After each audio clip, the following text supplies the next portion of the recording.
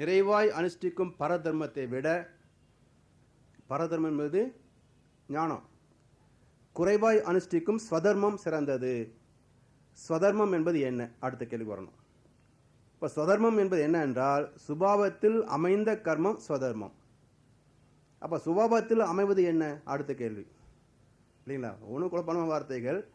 அப்போ அந்த வார்த்தைக்கு என்ன அர்த்தம் அப்படியே ஒன்றுக்காக விளங்கிட்டு வந்தோம்னா முழு அர்த்தத்தை விளங்கிக் கொள்ளலாம். அப்போ சுபாவத்தில் அமைந்த கர்மம் ஸ்வதர்மம். அப்போ சுபாவம் என்பது என்னன்னு பார்த்தீங்கன்னா, இந்த இடத்துல இயேசுபிரான் மிக அருமையான கோட்பாடு சொல்லுவார். நான் என் சித்தத்தின்படி தேடாமல் என் பிதாவின் சித்தத்தின்படியே தேடுகிறபடியால் என் தீர்ப்பு நீதியாக இருக்கிறது என்று சொல்லுவார். நான் என் சித்தத்தின்படி தேடாமல், நான் என்ன நினைக்கிறேனோ அதை நான் தேடுறதோ செய்யறதோ இல்லை. எனக்குள்ள இருக்கின்ற என் பிதாவின் சித்தம் எதுவோ அதுபடி நான் தேடுகிறேன். அது என்ன செய்கிறதோ அதை நான் செய்கிறேன். அதனால் நான் செய்வது எப்பவும் சரியா இருக்குது, என் தீர்ப்பு நீதியாக இருக்கிறது என்று சொல்கிறார். அப்போ சுபாவம் என்பது இயற்கையாக தெய்வம் நமக்கு என்ன செய்ய வேண்டும் என்று விதித்திருக்கிறதோ அதை செய்வது. எப்படி கணிச்சுக்கிறது? அப்போ ஒவ்வொரு நாள் வாழ்க்கையில் இப்போ இந்த கணத்தில் என்ன வேலை செய்ய வேண்டியிருக்கு, அது சுபாவம். இதை மாற்ற முடியாது. இப்போ செய்ய வேண்டிய வேலையை மறுபடியும் மாற்ற முடியுமான்னு பாருங்க. அப்போ நம்ம சில சமயங்களில் என்ன நடந்துடும். அது நடந்ததுக்கப்புறம் ரொம்ப மூளையை போட்டு தேய்ச்சி பல பேர்கிட்டலாம் இப்படி ஆகிப்போச்சு அப்படி ஆகிப்போச்சு கேட்போம். எது நடந்ததோ அது நன்றாகவே நடந்தது இல்லைங்களா? அப்போ என்ன அர்த்தம்? அப்படிதான் நடக்க வேணும்னு இருக்குது, இயற்கையுடைய விதி இருக்குது, அதுபடி சரியா நடந்திருக்குது. அதை எப்படி மாற்றி போட்டாலும் அது சரியா வராது. அப்போ அது சரியான செயலா தவறான செயலா என்று கணிக்கின்றதுக்கு நமக்கு அறிவு பத்தாது. அப்போ மனிதன் எப்பவும் சுபாவத்தில் இருந்து செயல் செய்தான் அப்படின்னாக்க அவனுடைய தீர்ப்பு சரியாக தான் இருக்கும், துன்பங்கள் வராது. அப்போ இறை நீதி ஒவ்வொரு ஜீவனுக்குள்ளாகவும் இருந்து சுபாவத்தில் என்ன செய்ய வேண்டுமோ அதை செய்ய வைக்கிறது. அப்போ விலங்குகள் வரைக்கும் எடுத்துக்கொள்ளுங்க, ஒவ்வொரு ஜீவனும் எத்தனை துன்பத்தை சந்திக்குதுங்க. பசி ஒரு துன்பம், அப்புறம் வேற துன்பங்க, இயற்கையில் உள்ள கிளைமேட்டிக் சேஞ்சஸ் அது ஒரு துன்பம். அப்போது ஆடுகளுக்கெல்லாம் பார்த்தீங்கன்னா குளிருக்கு இப்போ சாதாரணமாக இருக்கிற இடத்துல இருக்கிற ஆடுகளை விட மலைப்பிரதேசம் இருக்கக்கூடிய ஆடுகளை பார்த்தீங்கன்னா ரோமமெல்லாம் நல்லா மொத்தமாக இருக்கும். அப்போ ஏன் மொத்தமாக இருக்குதுங்க? குளிர் அடிக்குது. அப்போ இயற்கையே அந்த துன்பத்தில் நீங்குவதற்கு அந்த ரோமத்தை அதிகமாக கொடுத்து இயல்பான கம்பளி அது. அப்போ குளிர் அதுக்கு பாதிக்கிறது இல்லை. அப்போது இறைவன் அந்த ஜீவனுக்கு ஊடாக செயல்பட்டு சுபாவத்தில் அதுக்கு என்ன தேவையோ அது உருவாக்கி விட்டான். சரி, பசிக்குது, எந்த ஜீவன் பசியில் செத்து போகுதுங்க இல்லைங்களா? அப்போது எங்கேயோ ஒன்று தான் அதிசயமாக செத்து போகுமே தவிர பொதுவாக எல்லா ஜீவனுடைய உணவும் ஒரு ஜீவன் உணவும் இன்னொரு ஜீவனுக்கு அமைந்து போகும். அப்போது இயற்கை அந்தந்த ஜீவன்களை சுபாவ நிலையாக அமர்ந்திருந்து அந்தந்த ஜீவனுடைய வாழ்க்கை தேவைகளை இயற்கையை பொறுப்பெடுத்து நடத்தி வைக்கிறது. அப்போது இந்த நியதி நம்ம இடத்துல இருக்குமா இல்லையா? அப்போ மனிதன் என்ன பண்ணுறான்? அந்த சுபாவத்தை மறந்து மனம் என்ற முனைப்பை முன்னாடி வச்சுக்கிட்டு அந்த தன்முனைப்பினால் என்னெல்லாம் தனக்கு வேணுமோ அதை கணித்து கொண்டு இதை அடைவதற்கு என்ன தகுதியில் வளர்த்து கொள்ள வேண்டுமோ அந்த தகுதிக்கு எங்கே சொல்லிக் கொடுப்பாங்க. அவங்ககிட்ட போய் ட்ரைனிங் எடுக்க வேண்டியது, டியூஷன் போக வேண்டியது, கற்றுக்க வேண்டியது. அதை இங்கே வந்து செஞ்சு அதே வகையில் வாழ்க்கையை வளப்படுத்தி கொள்ள வேண்டியது. அப்போது எனக்கு பணம் இருக்குன்னு சொல்லி காசு கொடுத்து மெடிக்கல் சீட்டு வாங்கினோன்னாக்கா திறமையில் ஒருவனுக்கு அது சீட்டு போச்சா இல்லையா? அப்போ சமுதாயத்தில் எல்கேஜிலிருந்து இந்த போட்டி துவங்குது. அப்போது காசு இருந்தால் சாதிக்கலாம்ன்ற அளவுக்கு வர்ற போது சுபாவம் என்ன ஆகுங்க? குழந்தை படிக்கிறது அவனுடைய சுபாவம். அப்போ காசு இருக்குன்னு சொல்லி மெடிக்கல் சேர்த்து விட்டாலும் அவனுடைய சுபாவம் சரியாக படிப்பா இல்லைன்ற போது அப்படியே காசு கொடுத்து பாஸ் பண்ணி வச்சாலும் தொழில் யார் பார்க்க முடியும்? யாருங்க போய் கை கொடுப்பாங்க இந்த டாக்டர்கிட்ட? அப்போ வெறும் எம்பிபிஎஸ் பேருக்கு பக்கத்தில் பொருட்களை தர எந்த பேஷண்ட்டும் உள்ள வர மாட்டான். அப்போ சுபாவம் என்பது இயற்கை விதி. அந்த விதியே நமக்குள்ளாக ஒவ்வொரு காலம் இருந்து கொண்டு நாம் செய்ய வேண்டிய காரியங்களை சரியாக அதுக்குரிய சூழ்நிலை ஏற்படுத்தி கொண்டே இருக்கிறது. அப்போ நவ் அண்ட் ஹியர் இப்போ நான் என்ன செய்யணும், அதை சிறப்பாக செய்கிறேனா என்று ஒவ்வொரு கணமும் அயரால் விழிப்பு நிலையில் இருந்து இந்த கணம் இந்த இடத்துல நான் என்ன காரியத்தை செய்ய வேண்டும் என்று இறைவன் விதித்திருக்கின்றானோ அந்த காரியத்தை என்னுடைய அனுபவத்திற்கும் என்னுடைய அறிவுக்கும் ஒத்த வகையிலே சிறப்பாக செய்வேன் என்று செய்தால் இதுதான் ஸ்வதர்மம். புரியுதுங்களா? கஷ்டமா இருக்கா?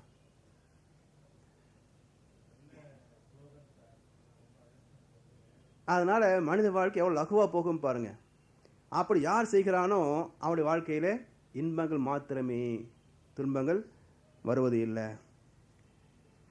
அடுத்த ஸ்லோகத்தில் கேடுடையதெனினும் உடன் பிறந்த கர்மத்தை விட்டுவிடலாகாது, ஏனென்றால் தீயை புகை சூழ்வது போன்று வினையெல்லாம் கேடு சூழ்ந்துள்ளது. சில சமயங்களில் கஷ்டமாக இருக்குது இல்லைங்களா? மனித வாழ்க்கை யோகினா நல்லவனா வாழ்ந்து காட்டணும்னாக்கா நம்முடைய மனசுக்குள்ள ஆசாபாசங்கள் ஏற்கனவே பழகி வச்சிருக்கிறோம். பல சந்ததிகளில் தலைமுறைகளில் அந்த ஆசாபாசங்களில் பதிவு இருக்குது. அப்போ நம்ம ரொம்ப நல்லவனாக இருக்கணும், லஞ்சம் வாங்கக்கூடாது, ஒழுங்காக வேலை செய்யணும் அப்படின்லாம் சிரத்தையோடு இருக்கிறோம். ஆனால் சமுதாயத்தில் வெளிவர்ற போது ஒன்றும் வேண்டாம். இப்போ சாதாரணமாக இருக்குன்னு வச்சுங்களேன், ஒரு கல்யாணம் வச்சுக்கோங்க. ஒரு குழந்தை கல்யாணம் பண்ணுறது வர்றபோது அந்த கல்யாணத்துக்கு பந்தல் போடுறதுலேருந்து கடைசியில் தாம்பளம் கொடுக்குற வரைக்கும் சரி பாவம் நல்ல மனுஷன், லஞ்சம் வாங்க மாட்டான், யோகியம் வளர்ந்துருக்குறான், சரி நீங்கள் கம்மியாக கொடுங்க சார் அப்படி வாங்கிக்கிறேண்ணா, வாங்கிப்பாங்களா? கல்யாணம் மண்டபம் நம்ம குறைக்கிறது இல்லை, அந்த 50,000 கொடுத்தா தான் உண்டும்பான். அப்போது இவன் கஷ்டப்பட்டு சிக்கனமாக வச்சு சம்பாதிச்ச காசு எல்லாம் ஒரு கல்யாணத்துக்கே காணாமல் போயிடும். இப்போ எனக்கு என்ன தோணுது, நாம் இழிச்ச மாதிரி பொழைச்சிடம் போட்டிருக்குது, இருந்த காசில் ஒரு கல்யாணத்துக்கு சரியாக போச்சு, இன்னும் 2 குழந்தைக்கு இருக்குது, என்ன பண்ணுறது? இப்போ என்ன வாங்க, சுதர்மம் இருக்குமா இல்லை அதர்மம் வந்துடுமா? இல்லைங்களா? அப்போ சமுதாயத்துடைய நீதி என்ன பாருங்கள். அதான் கேடு உடையதெனினும் இப்படி சில சந்தர்ப்பம் வருகின்ற போது நமக்கே கை நீட்டலாமான்னு தோணும் இல்லைங்களா? எதுக்கு இந்த தர்ம நியாயம் பார்த்துக்கிட்டு எல்லாரும் போகிற வழியில் நாமும் போயிட்டு இருக்கிறத விட்டு போட்டு எதுக்கு இந்த அவஸ்தை, நான் ஒருத்தனை பார்த்தா உலகம் திருந்த போகுது, நாம் தான் கஷ்டப்படுறோம் காசு இல்லாமல் அப்படின்னு சுதர்மத்தை தவறுகின்ற போது அதர்மத்தில் விழுந்து விடுகின்றோம். அப்படி விழுகாமல் கேடு உடையதெனினும் உடன் பிறந்த கர்மத்தை விட்டு விடலாகாது, சுதர்மத்தை பாதுகாக்கணும், அதுதான் கடைசி வரைக்கும் துணை செய்யக்கூடியது. அடுத்த ஸ்லோகத்தில் 49 இப்போ இது வரைக்கும் உள்ளதெல்லாம் குணாம்சங்கள் இதெல்லாம் விளக்கிட்டாங்க. சத்வகுணம், ரஜகுணம், தாமச குணம், அதில் உள்ள மக்கள் செய்யக்கூடிய செயல்பாடுகள் இதெல்லாம் விளக்கிட்டு வந்தாங்க. இப்போ 49 ஸ்லோகத்திலிருந்து 57 ஸ்லோகம் வரைக்கும் இந்த சத்வகுணத்தில் இருந்து எப்படி நிர்குண சமாதிக்கு போகிறது என்பதை பற்றிய விளக்கங்களை கொடுக்கிருக்கிறாங்க. 49 ஸ்லோகத்தில் யாண்டும் பற்றற்ற புத்தியுடையவனாய், சித்தத்தை அடக்கியவனாய், ஆசை அற்றவனாய் இருப்பவன் சந்நியாசத்தால் உத்தமமான நைஷ்கர்மிய சித்தியை அடைகின்றான். நைஷ்கர்மிய சித்தி அப்படின்னு என்ன அர்த்தம்னா, வினை ஒழிந்த பெருநிலை என்பதும் பரபிரமம் என்பதும் ஒன்றேயாம். இப்போ நைஷ்கர்மிய சித்தி அப்படின்றது வினை ஒழிந்த பெருநிலை என்பதும் பரபிரமம் என்பதும் ஒன்றேயாம். அதாவது இந்த இடத்துல செயல் அற்று இருப்பது என்று பொருள். ஏற்கனவே சொல்கின்ற போது மனிதன் செயலற்று இருப்பது சாத்தியம் இல்லை என்று சொல்லப்பட்டது இல்லைங்களா? ஒன்றா நல்லது செய்வான் அல்லது கெட்டது செய்வான், ஒன்றுமே செய்யாமல் கும்பகர்ணமாக இருக்கிறது கஷ்டம். அவனை தூங்கிட்டு தான் இருக்கணும், மனிதன் தூங்கிட்டே இருக்க முடியுமா? அப்போது விழித்திருக்கின்ற மனிதன் ஒன்றா இப்படி செய்யணும் இல்லை அப்படி செய்யணும். அப்போ ரெண்டும் செய்யாமல் இருக்கக்கூடிய வாய்ப்பு, ஒன்று தூக்கம், இன்னொன்று ஞானம். தூங்காமல் தூங்கி சுகம் பெறுவதை காலம் என்றார்கள். அப்போது தூக்கம் வருவதும் ஞானம் பெறுவதும் ரெண்டு ஒரே மாதிரி தான். என்ன இருக்காதுங்க, இதில் விழிப்பு நிலை இருக்கும், இதில் விழிப்பு நிலை இருக்காது, அவ்வளோதான் வித்தியாசம். அப்போ அறிவு தன் விழிப்பு நிலையில் நிற்கின்ற இடம் தியானம், அறிவு தன் விழிப்பு நிலை தவர்ந்து விடுகின்ற இடம் தூக்கம். அப்போது அந்த விழிப்பினுடைய பலன்களை பெற வேண்டுமே, அது தூக்கத்தில் கிடைக்காது. அதனால் செயலற்று இருந்து அதில் ஞானத்தை பயன்களையும் பெற வேண்டும் என்றால் அது நைஷ்கர்மிய சித்தி அதாவது வினை ஒழிந்து பெருநிலை பரபிரம்மத்தோடு அணைந்திருப்பது நிர்குண பிரம்ம நிலை என்று அர்த்தம். அப்போ அதுக்கு என்ன பண்ணணும்னா, யாண்டும் பற்று அற்ற புத்தி. எப்போவுமே எதுலேயுமே செயல் செய்கிறான், ஆனால் பற்று இருக்காது. அதாவது பற்று அற்ற நிலை என்பது கர்மத்தில் அல்ல, கர்ம பலனை திறந்து விடுவது தான் பற்று அற்றது. செயல் செய்வான், கண்டிப்பாக காரியங்களை கடமைகளெல்லாம் நிறைவேற செய்வான். இந்த கடமைக்கு உள்ள பலன் எனக்கு இது வரணும்னு நினைக்கப்படுறதில்லை. ஒன்று, நான் தான் இதை செய்கிறேன்னு நினைக்கிறதில்லை. 2, இதுதான் பற்று அற்ற நிலை. அப்போ கடமைகளை செய்ய வேண்டும், அந்த கடமைக்கு செயலுக்குரிய விளைவு இதுதான் வரணும் என்றோ எனக்கு தான் வரணும் என்றோ கணிப்பதும் இல்லை. இந்த கடமை நான் செய்கிறேன் என்பதும் நினைப்பதும் இல்லை. எனக்குள்ள இறைவன் இதை செய்ய வைக்கிறேன், நான் செஞ்சுக்கிட்டு இருக்கிறேன். அப்போ அந்த உணர்வு தான் பற்று அற்ற நிலை, எதிர்பார்ப்பு இல்லாத நிலை. அப்போ அதுக்கு என்ன பண்ணணும்? சித்தத்தை அடக்கணும். சித்தம் என்பது என்னங்க? மனம். சித்த விருத்தி நிரோத்தியக என்று சொல்லுவார்கள் சம்ஸ்கிருதத்தில். சித்த விருத்தி நிரோத்தியக. நிரோதி மட்டும் தெரியும் நமக்கு. சில வார்த்தைகளை எப்படி பயன்படுத்துகிறாங்க பாருங்க. சித்த விருத்தி நிரோத்தியக அப்படின்னா அந்த வார்த்தையை கொண்டு கரெக்டாக வச்சுட்டாங்க. ஆனால் பொருள் ஒன்று தான். என்ன அர்த்தம்? சித்த விருத்தி என்கின்ற போது மனதின் இயக்க விரிவை நிரோத்யக, தடை செய் என்று பொருள். மனதின் இயக்க விரிவை தடை செய். ஏன்னா மனம் இங்கே ஓடிக்கிட்டே இருக்குமே வெளியே. கண்டு கேட்டு உண்டு உயிர்த்து ஊற்றுகின்ற 5 புலனின்பங்கள், அது சார்ந்த வாழ்க்கை வசதிகள், இதிலே ஓடிக்கிட்டு இருக்கும். அப்படி ஓடுகின்ற மனதை நிறுத்துவது சித்த விருத்தி நிரோத்யக. அப்படி மனதை சித்தத்தை அடக்கியவனாய், அதை அடக்கிட்டாலே ஆசை வருமா? தனக்கு ஆசை அற்றுவிடும். அப்போ என்ன ஆகுதுங்க? அது சந்நியாசத்தில் நிற்கிறான். அந்த உத்தமமான நைஷ்கர்மிய சித்தியை அடைகின்றான். அடுத்த ஸ்லோகத்தில் சித்தி அடைந்தவன் ஞானத்தை உயர்நிலையாகிய பிரம்மத்தை எப்படி எதுகிறான் என்பதை சுருக்கமாக சொல்லுகிறேன் என்கிறார். இந்த சித்தி அடைந்தவன், அதாவது நைஷ்கர்மிய சித்தி அடைந்தவன் ஞானத்தின் உயர்நிலையாகிய பிரம்மத்தை எப்படி அடைகிறான் என்ற கருத்தை இப்போ சொல்ல போறேன் என்று சொல்லி 51ஆவது ஸ்லோகத்தில் சொல்றாரு. தூய அறிவுடன் உறுதியுடன் தன்னை அடக்கியும் சப்தம் முதலிய இந்திரிய விஷயங்களை துறந்தும் விருப்பு வெறுப்பை விட்டொழித்தும். அதுக்கு அடுத்த ஸ்லோகத்தில் தனித்திருந்து உண்டி சுருக்கி மன மொழி மெய்யை அடக்கி யாண்டும் தியான யோகத்தில் திளைத்திருந்து வைராக்கியம் பூண்டவனாய். அடுத்த ஸ்லோகம் அகங்காரம், வன்மை, செருக்கு, காமம், குரோதம், உடைமை ஆகியவைகளை நீத்து மமகாரமற்று சாந்தமாக இருப்போன் பிரம்மமாவதற்கு தகுந்தவன். எத்தனை ஸ்லோகம் வருதுங்க? 1, 2, 3 ஸ்லோகங்கள் தொடர்ந்து ஒரே கருத்தை வெளிப்படுத்துது. அப்போ பிரம்மத்தை அறிவதற்கு அந்த நைஷ்கர்ம சித்தி பெற்றவன் எப்படி பிரம்மத்தை அடைய முடியும் என்றதுக்கு தூய அறிவுடன் கூடியவன். அறிவு இருக்குது, ஆனால் கொஞ்சம் அது பற்று நிலையில் நிற்கும். சிற்றறிவாக, பற்றறிவாக, கற்றறிவாக, எல்லை கட்டி நிலையில் நிற்கும். இந்த அறிவு தூய அறிவு என்றால் தெய்வநிலை. அப்போ தெய்வநிலை அறிவோடு இணைந்து நிற்கின்ற போது என்ன செய்யணும், எப்படி செய்யணும் என்ற உறுதி இருக்கும். அதுதான் பணிவு, கனிவு, துணிவு என்று மகரிஷி சொல்லுவார்கள். அப்போ இறை தத்துவத்தை தெளிவாக உணர்கின்ற போது துணிவு வந்துவிடும். இதை செய்யணும், இதை செய்யக்கூடாது. அதே சமயத்தில் பணிவு இருக்கும். பணிவு என்று சொன்னால் கால் எழுகிறது கிடையாது, மற்றவருடைய கருத்துக்களை ஏற்று இணக்கமாக நடந்து கொள்வது. அதே போல மற்ற இன்பத்தை கொடுக்கக்கூடிய வகையில் செயல்படுத்திக் கொள்வது. அப்படி பணிவு, கனிவு, துணிவு என்ற 3 அம்சங்கள் வெளிப்படும் என்பார். சப்தம் முதலில் இந்திரிய விஷயங்களை துறந்தும். இப்போ பஞ்ச இந்திரியங்கள் சொல்கின்றோம். இப்போ சப்தத்தை உணரக்கூடிய காதுகள், பார்வை உணரக்கூடிய கண்கள், வாசனை உணரக்கூடிய மூக்கு, சுவை உணரக்கூடிய நாக்கு, ஸ்பர்சத்தை உணரக்கூடிய தோல். அப்போ இந்த 5 இந்திரிய சோகங்களில் இருந்து தன்னை விடுவித்துக் கொள்வது. அப்போ அந்த சோகங்கள் தேவையை அற்றது என்று ஒதுக்குவதல்ல, அளவு முறையோடு பயன்படுத்திக் கொள்வது என்று பொருள். ஏன்னா ஏற்கனவே தியான யோகத்தில் அதனுடைய கருத்தை சொல்லியிருக்கிறாங்க. உண்பதிலே அளவு, உறங்குவதிலே அளவு, செயல் செய்வதிலே அளவு, காரியாம்சத்திலே அளவு, இதுவே யோகம், இதுவே ஞானம், இதுவே முக்தி என்று தியான யோகத்தில் சொல்லப்பட்டிருக்கிறது. அதே கருத்தை இங்கே கொண்டு வர்றார். அப்போ இந்திரிய சுகங்களிலே அளவு முறையோடு நடந்து கொள்ளக்கூடிய பக்குவம், விருப்பு வெறுப்பு அற்ற நிலை. அடுத்து தனித்திருந்து எப்பவும் கூட்டத்தோடு உட்காந்து இருக்கிறது, வெட்டி பேச்சு, கேலி பேச்சு, கன் கல்ச்சர், ஃபன் கல்ச்சர் இதெல்லாம் பிடிக்காது. எப்பவும் தனிமையில் ஏகாந்தத்தில் இருக்கிறது தான் விருப்பமாக இருக்கும்.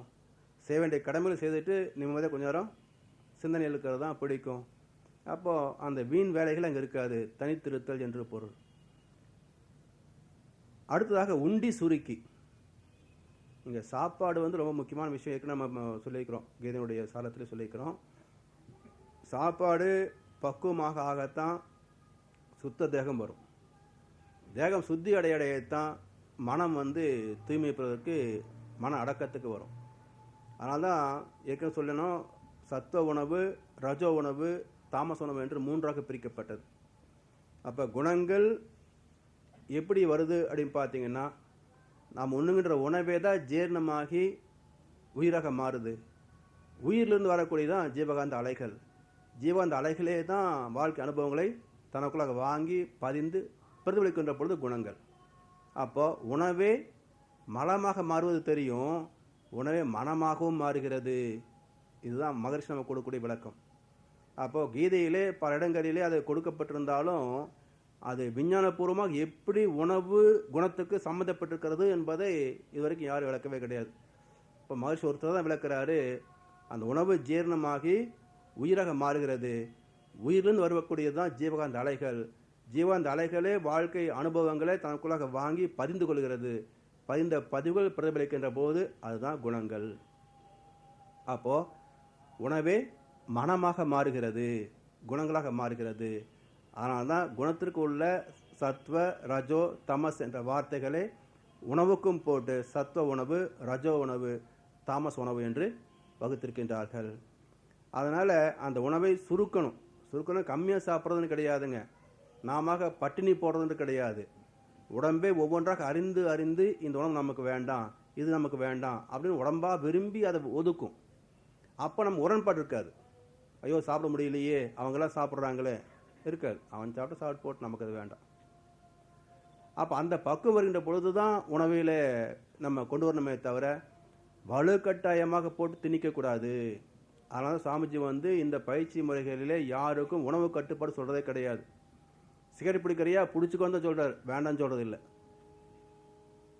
ஆனால் என்ன ஆகணும், பயிற்சி செய்துக்கிட்டே வர வர பக்கமும் மாறும். அப்படி மாற முடியலன்ற வச்சுக்கோங்க, ஏதோ ஒன்றை விட்டுறணும். ஒன்று சிகரெட்டை விட்டுறணும், இல்லை தவ மரத்தை விட்டுறணும். அடுத்து யாண்டும் தியான யோகத்தில் லயித்திருந்து. இப்போ மனம் வந்து எந்த செயல் செய்தாலும் அமைதி நிலையில் தியான நிலையில் இருக்கணும். வைராக்கியம் பூண்டவனாய். இதெல்லாம் வருகின்ற போது அகங்காரம் இருக்குமா, தான் என்கின்ற முனைப்பு இருக்காது. வன்மை, மற்ற துன்பத்தை கூட தனம் இருக்காது. ஆணவம் இருக்காது. பேராசைகள் இருக்காது. பேராசை இல்லாதனால கோபம் வர்றதுக்கு வாய்ப்பு இருக்காது. பொருள் பற்று இருக்காது. உடைமைகள், ப்ராப்பர்ட்டிஸ், இந்த பொசசிவ்னஸ் என்பது இருக்காது. அப்போது உடைமை என்றாலே வள்ளுவர் சொன்னது போல அன்புடைமை, அருளுடைமை, பொறையுடைமை, ஒழுக்கமுடைமை, இன்னொன்று என்ன வருதுங்க, மொத்த அளவை.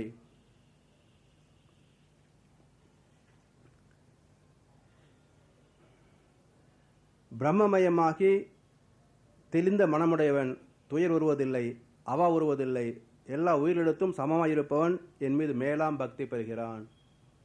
அப்போ பிரம்மமயமாக தெளிந்த மனமுடையவன் எதுக்கு வருத்தப்படுவான்? அதுவே பிரம்மமயம். அப்போ எது நடந்தாலும் இறைவனுடைய இயக்கமாக ஏற்றுக்கொள்ளுவான். அப்போது விருப்பு வெறுப்புகளுக்கு அற்ற நிலை வருகின்ற போது மனிதனிடத்தில் அது வாய்ப்பு இல்லை. அதே போல் ஆசையில் இருப்பதில்லை. எல்லா உயிரிழத்தும் சமமாக இருக்கின்றவன். அப்போ எந்த ஜீவனை கண்டாலும் அதுக்குள்ளே இருக்கின்ற பிரம்மத்தை பார்த்தா தான் சமயமே வரும். மகரிஷி அவர்களெல்லாம் பார்த்தீங்கன்னாக்க யார் போனாலும் பயிற்சியே எடுக்காத புதிய அன்பு வந்தாலும் அதே வாழ்வு வளமுடன் தான். பல வருஷம் இதில் இருந்து தொண்டு செய்யக்கூடிய ஆசிரியர்கள், நிர்வாகிகள் வந்தாலும் அதே வாழ்வு வளமுடன் தான். ரெண்டுக்கு ஏதாவது பேதம் இருக்கான்னு பார்த்தீங்கன்னா இருக்காது. அப்போது ஏன் இவ்வளோ காலம் இருந்து மனவள கலைக்குன்னு சேவை செய்கிறாங்க, நிர்வாகத்தை நடத்திக்கிட்டு இருக்கிறாங்க, அவளுக்கு அதே வாழ்த்து, மன்றத்துக்கு வராதாலும் அவருக்கு அதே வாழ்த்தான்னு சொன்னால் ரெண்டும் பிரம்மம். அவருடைய சோதமத்தை அதை செஞ்சுக்கிட்டு இருக்கிறாங்க. அப்போ யாருக்கு நன்றி செலுத்துவது? ஒன்றுமே கிடையாது. யாரை விழுந்து வணங்குவது? அதுவும் கிடையாது. அதனால் நன்றி செலுத்துவதோ விழுந்து வணங்குவதோ எல்லாம் இங்கே இடத்துல கிடையாது. ஏன்னா ஒரு பிரம்மம் இன்னொரு பிரம்மத்தை விட தாழ்ந்ததும் கிடையாது, உயர்ந்ததும் கிடையாது, சமமானது தான். அப்போ எல்லா உயிர்களையும் சமமாக பார்க்கின்ற பாவனை இருப்பவன் என் மீது மேலாம் பக்தி பெறுகிறான். இந்த பக்தி என்ற வார்த்தைக்கு 2 பொருள் உண்டு. ஒன்று நம்பிக்கை, இன்னொன்று அன்பு என்று பொருள். அப்போ அந்த பக்தி என்ற வார்த்தையை எடுத்து ஆராய்கின்ற போது ஞானம் என்ற வார்த்தை வந்துடும். இப்போ ரெண்டுக்கு எது பெருசு என்று ஒரு கேள்வி வந்துடுது. ஞானம் பெருசா இல்லை பக்தி பெருசா? பக்திக்கு நம்பிக்கை என்ற அர்த்தம் எடுக்கின்ற போது ஞானம் என்பது விளக்கம். அப்போ நம்பிக்கையை விட விளக்கம் என்பது உயர்ந்தது, விளக்கத்தை விட முழுமை என்பது உயர்ந்தது. அப்போ பக்தி, ஞானம், முக்தி, நம்பிக்கை, விளக்கம், முழுமை பேறு, இது படிப்படியான வளர்ச்சி. அந்த முழுமை நிலை அடைகின்ற போது என்ன பக்குவம் படுகிறான் பார்த்தீங்கன்னா, அந்த அன்பே சிவமாக இருப்பதை உணர்கின்றான். அப்போ அறிந்தது சிவம், மறந்தது அன்பு.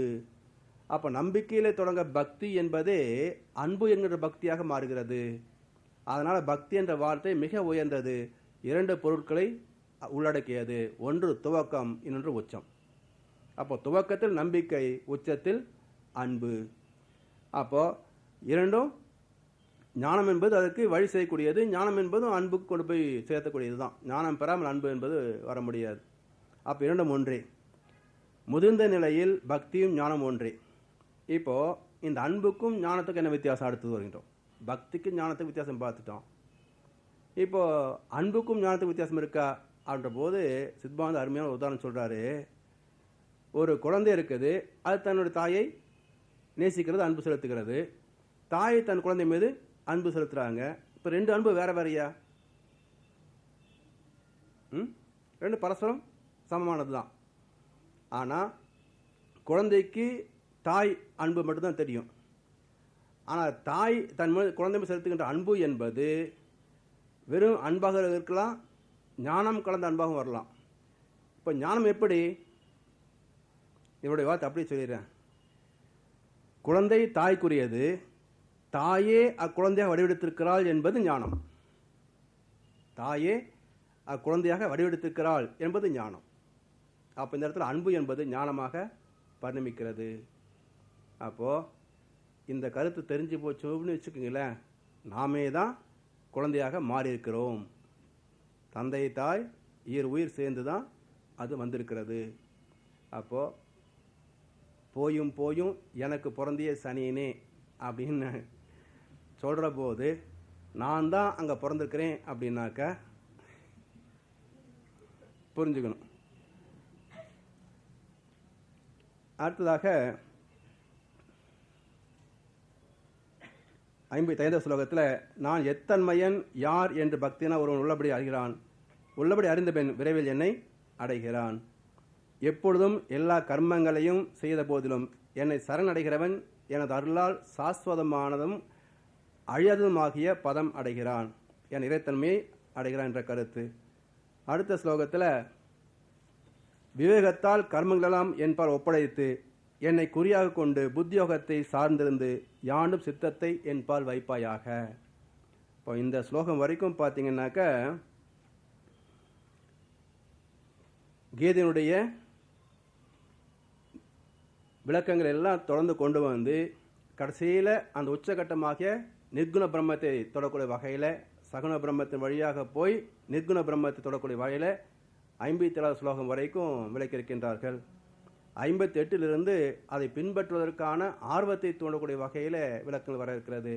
அதை நாளைய நிகழ்ச்சியில் நம்ம சிந்திக்க இருக்கின்றோம். வாழ்க வளமுடன். கீதா சாரல் தொடர் நிகழ்ச்சியுடைய நிறைவு நாள் என்று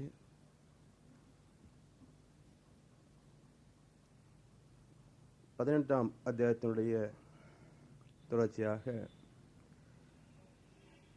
57வது ஸ்லோகத்தை ஸ்லோகத்திலிருந்து இன்றைக்கு சிந்திக்க இருக்கின்றோம். 56வது ஸ்லோகம் வரைக்கும் உள்ள கருத்துக்கள் அர்ஜுன விஷாத யோகம் என்ற முதல் அத்தியாயத்துடைய கேள்விகளுக்கு விடையாக வந்து நிறைவு பெற்றது. 57வது ஸ்லோகத்திலிருந்து இந்த தத்துவத்தின்படி இயற்கை நீதிகளை உணர்ந்து இறை சத்தியத்தை மதித்து அதனோடு இணைந்து வாழக்கூடிய வாழ்க்கை நெறிகள் அதனுடைய முக்கியத்துவத்தை பற்றி சில ஸ்லோகங்களிலே சொல்லப்பட்டிருக்கின்றது. அதில் 57வது ஸ்லோகத்திலே அதன் முக்கியத்துவம் துவங்குகின்றது. விவேகத்தால் கர்மங்களையெல்லாம் என்பால் ஒப்படைத்து என்னை குறியாக கொண்டு புத்தியோகத்தை சார்ந்திருந்து யாண்டும் சித்தத்தை என்பால் வைப்பாயாக என்று 57வது ஸ்லோகத்திலே சொல்லுகிறார் பகவான். விவேகத்தால் கர்மங்களை எல்லாம் என்பால் ஒப்படைத்து. விவேகம் என்பது அறிவு. அறிவே தெய்வ நிலையாக பேரறிவாக இருக்கிறது என்பது உணர்ந்தோம். அந்த விவேக நிலையிலே பேரறிவோடு இணைந்து நின்ற பக்குவத்தில் நாம் செய்யக்கூடிய அனைத்து செயல்களையும் ஈஸ்வரார்ப்பணமாக இறைநிலையோடு இணைந்து நின்று செய்ய வேண்டும். அந்த கர்மத்தினுடைய பலன்களை எதிர்பார்க்காது நான் செய்கிறேன் என்ற பற்று இல்லாத நிலையில் அந்த கடமை உணர்வோடு மாத்திரமே செய்ய வேண்டும். இந்த கடமைகளை ஆற்றுவதற்கு இறைவன் என்னை கருவியாக பயன்படுத்தியிருக்கின்றான் என்கின்ற உண்மை உணர்வோடு தினசரி கடமைகளை செய்ய வேண்டும். அப்படி செய்கின்ற ஒவ்வொரு செயலும் என்னை குறியாக கொண்டு இறைவனை அடையக்கூடிய வகையில், துன்பத்தை தவிர்க்கக்கூடிய வகையில், வாழ்க்கையிலே உடல் மனம் வாழ்க்கை வளம் ரீதியாகவும் ஆத்ம ரீதியாகவும் உள்ள அனைத்து நிறைவுகளையும் பெறக்கூடிய வகையில் எண்ணம் சொல் செயல்களை பயன்படுத்துகின்ற போது அந்த வாழ்க்கையின் பயணம் என்பது முழுமை அடையக்கூடிய வகையில் அர்த்தமுள்ள வாழ்க்கையாக அமையும். அப்போ அந்த வாழ்க்கையின் குறிக்கோள் என்பது இந்த ஜீவாத்மா என்கின்ற ஒரு கலங்கப்பட்ட ஆன்மா, பரமாத்மா என்கின்ற பரிசுத்த ஆவியாக இருக்கின்ற அந்த தெய்வ நிலையை அறிந்து அதனோடு லயமாதல். அப்போ வாழ்க்கையின் செயல்பாடுகள் அனைத்தும் இந்த பயணத்திற்கு ஒத்த வகையிலே அமைய வேண்டுமே தவிர முரண்பட்ட வகையிலே அமைகின்ற போது பயணம் இடையிலே நின்று போய்விடுகிறது. அப்போ உடல்கள் பல எடுத்தாலும் பிறவிகள் பல கடந்தாலும் ஞானம் என்பது காணல் நீராகவே நிற்கும். அதனால் வாழ்க்கையின் குறிக்கோள் என்பது இந்த ஜீவாத்மா தன் மூலமாகிய பரமாத்மாவோடு லயமாதலே என்பதை குறியாக கொண்டு செயல் செய்ய வேண்டும். அடுத்து புத்தியானது யோகத்தை சார்ந்திருந்து என்று வார்த்தையை போடுறார். புத்தி என்பது மன இயக்கம்,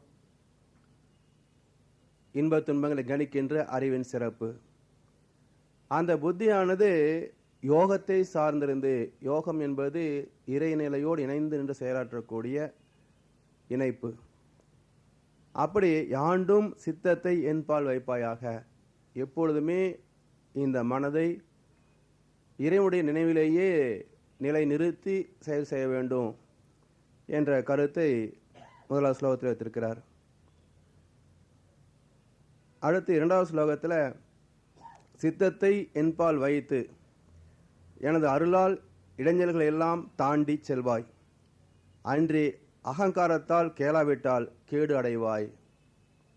இது கொஞ்சம் எச்சரிக்கையாகவே இந்த ஸ்லோகம் சொல்லப்படுகிறது. சித்தத்தை என்பால் வைத்து எனது அருளால் இடைஞ்சல்களை எல்லாம் தாண்டி செல்வாய்.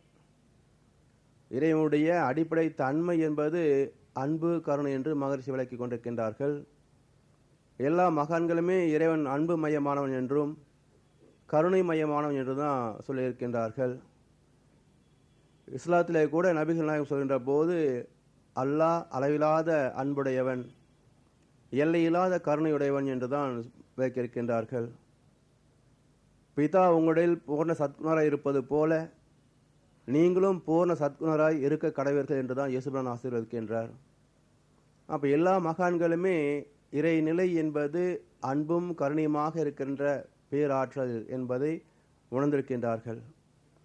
அப்போ அந்த கருணையின் காரணமாக இறையாற்றல் ஒவ்வொரு ஜீவனையும் இயக்கிக் கொண்டும் அவருடைய வாழ்க்கை தேவைகள் அனைத்தும் அளித்து கொண்டும் அவருடைய பக்குவத்திற்கு உறுதுணையாக நின்று அதை வழிநடத்தி கொண்டும் அமைந்திருக்கிறது.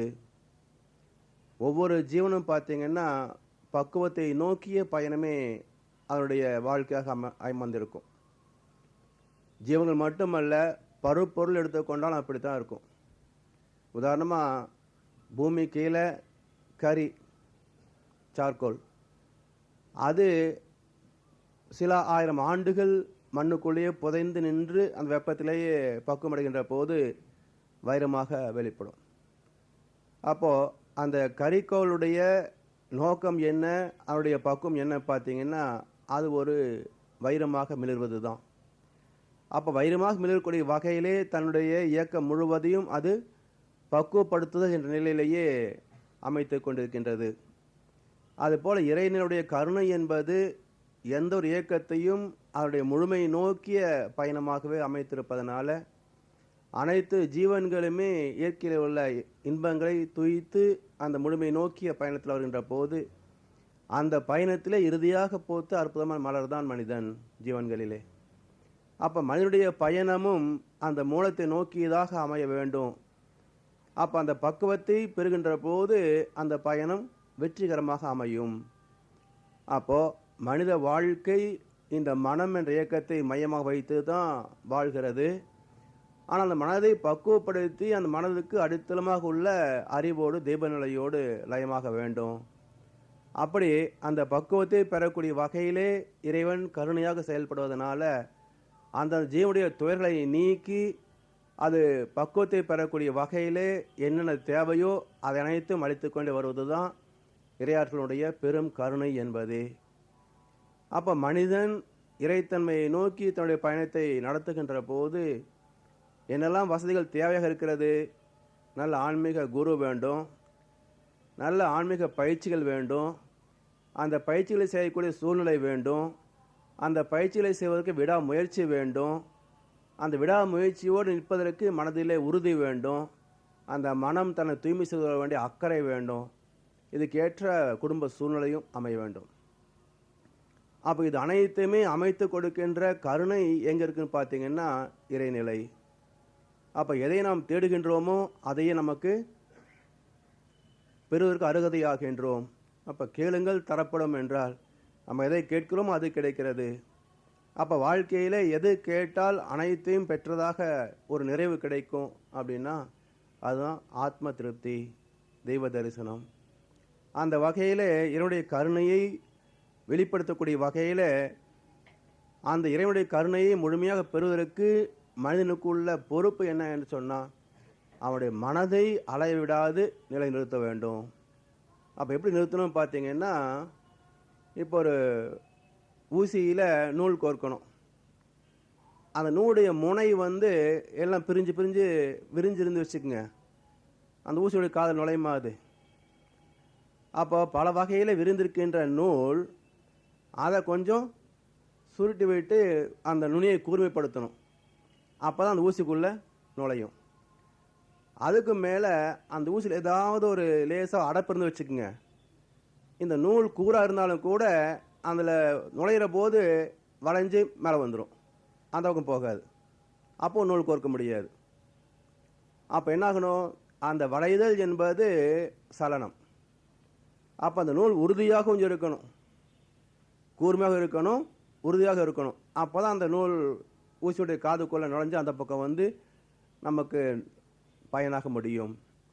அதுபோல் மன உறுதி என்பது ஸ்திரத்தன்மையாக அமைந்திருந்தால் மட்டுமே அது ஈஸ்வர தரிசனத்தினுடைய பயணத்தில் போக முடியும்.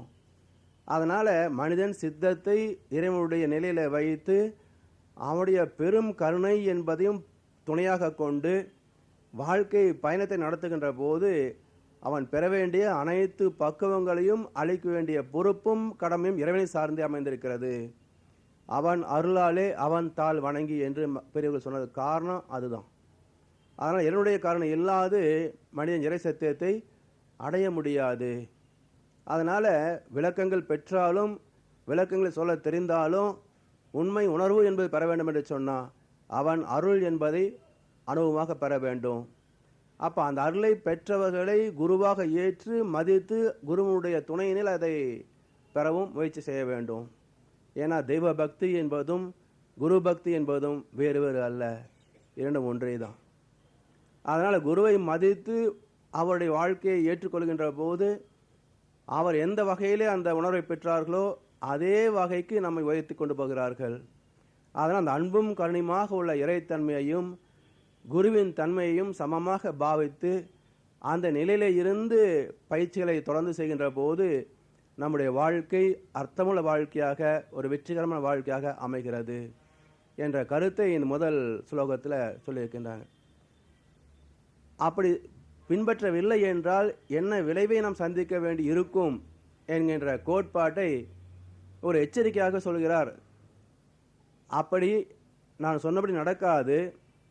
அகங்காரத்தால் மனிதன் ஏன் இறை தத்துவத்தோடு இணைந்து நிற்க முடியாது இல்லைன்னா அவனுடைய மனதுக்கு அடித்தளமாக உள்ள அகங்காரம், ஆணவம். அப்போ அந்த ஈகோன்னு சொல்லக்கூடிய அந்த அகங்காரமே தான் தனது என்ற இரண்டு நிலைகளில் எழுச்சி பெறுகின்ற போது தான் என்ற உணர்வுக்கு அகங்காரம் என்றும் தனது என்கின்ற பொருள் பற்றுக்கு மமகாரம் என்றும் சொல்லுவார்கள். அதனால் மனிதன் இந்த ஆணவம் என்ற அடிப்படை தன்மை ஒழித்தால்தான் அகங்காரத்தையும் மமகாரத்தையும் வெல்ல முடியும். அப்போ அந்த ஆணவம் என்பது தன் முனைப்பு என்பது மனம் இயக்கத்துக்கு வந்தாலே அது வந்துடும். ஆனால் mind itself is negative ஃபோர்ஸ்ன்னு சொல்வதற்கான காரணம் அதுதான். அப்போ மனதை ஒரு நிலையில் நிறுத்தி அதை பக்குவப்படுத்த வேண்டும்னு சொன்னால் இறைத்தன்மையை உணர்வாக அனுபவமாக பெற்றுக்கொண்டே வாழ்க்கையை கொண்டு போகணும். அப்படி இல்லாதபோது என்ன ஆகுது, இந்த ஆணவம் என்கின்ற தன்முனைப்பு எழுச்சி பெற்று அது தான் தனது என்ற விரிவுக்கு வருகின்ற போது அறிந்து வரக்கூடிய வகையிலே 6 தீய குணங்கள்: பேராசை, சினம், கடும்பற்று, முறையற்ற பால் கவர்ச்சி, உயர்வு தாழ் மனப்பான்மை, பஞ்சம். இந்த 6 தீய குணங்கள் செய்கின்ற அட்டகாசங்களே பஞ்சமகா பாதகங்கள்: பொய், களவு, சூது, கொலை, கற்பு, நெறி தவறுதல். அதனால் இறைவன் சொல்லக்கூடிய இந்த வாழ்க்கை தத்துவத்தை ஏற்றுக்கொண்டு பின்பற்றவில்லை என்றால் மனிதன் என்ன கேட்டை அடைவான் என்று சொன்னால், அகங்காரத்தால் கேளவிட்டால் கேடு அடைவாய். அப்போ மனிதன் துன்பத்தில் சிக்கிக்கொள்வதற்கு காரணம் என்ன என்றால் அவனுடைய ஆணவமே. அதனால் மனிதன் திருத்தத்தை பெற வேண்டும். அப்போது இந்த திருத்தம் என்பது 2 நிலைகளிலே வரும். ஒன்று புற உடல், இன்னொன்று அக உடல். புற தூய்மை நீரால் அமையும், அகத்தூய்மை வாய்மையால் காணப்படும் என்பார் வள்ளுவர். அப்போ மனிதன் உடல் ரீதியாகவும் உடலுக்கு பாதுகாப்பான வாழ்க்கை வளங்கள் ரீதியாகவும் ஒரு மாற்றத்தை கொண்டு வரலாம். இப்போ உடலில் நோய்கள் வருகிறது அப்படின்னாக்க அதுக்கான காரணங்கள் என்னன்னு பார்க்குறோம். அப்போ சுகாதாரமான நிலையில் ஆரோக்கியமான வாழ்க்கை அமையும் என்கின்ற போது சுற்றுப்புற சூழலை நல்லா வைத்து கொண்டோம்னு சொன்னாக்க உடலுக்கு வரக்கூடிய அந்த வைரல், அதாவது நோய் கிருமிகளுடைய தாக்கத்திலிருந்து தப்பித்து விடலாம். அதே சமயத்தில் அந்த உடலை சார்ந்த வாழ்க்கையை தாண்டி அறிவுபூர்வமான உடல் ஆத்ம தூய்மைக்குள்ள வாழ்க்கைக்கு வருகின்ற போது அந்த வாழ்க்கைக்குரிய ஆன்மீக வாழ்க்கையை பின்பற்றவில்லை என்றால் ஆத்மா தூய்மை பெறுவது இல்லை. ஆனால் மகரிஷி அவர்கள் ஒரு கவிதை சொல்கின்ற போது, புற உலகை விண்ணியலால் தூய்மை செய்தால் போதாது, பல வகையில் சீர் அழிந்த ஜீவகாந்த மையம் பண்பட்டு மக்கள் உய்ய அகத்தவமும் வேண்டும் என்று ஒரு கவிதையில் சொல்லியிருக்கிறார். அதனால் புற உலகும் தூய்மை பெற வேண்டும், அக உலகும் தூய்மை பெற வேண்டும். இதை புறக்கணித்தோம் என்று சொன்னால் மனிதன் கேடு அடைகிறான் என்று ஒரு எச்சரிக்கையாகவே அந்த கருத்தை இந்த ஸ்லோகத்தில் சொல்லியிருக்கிறார்கள். அடுத்து 59வது ஸ்லோகத்தில், அகங்காரம் கொண்டு போர் புரியேன் என்று நினைப்பாயாகில் உன் துணிவு வீணாகும், உன் இயல்பே உன்னை போரில் பிணித்துவிடும். இந்த இடத்துல நம்ம குருட்சேத்திர யுத்தம் என்று துவங்குகின்ற போது சொன்ன கருத்துக்களை நினைவுபடுத்திக் கொள்ளணும்.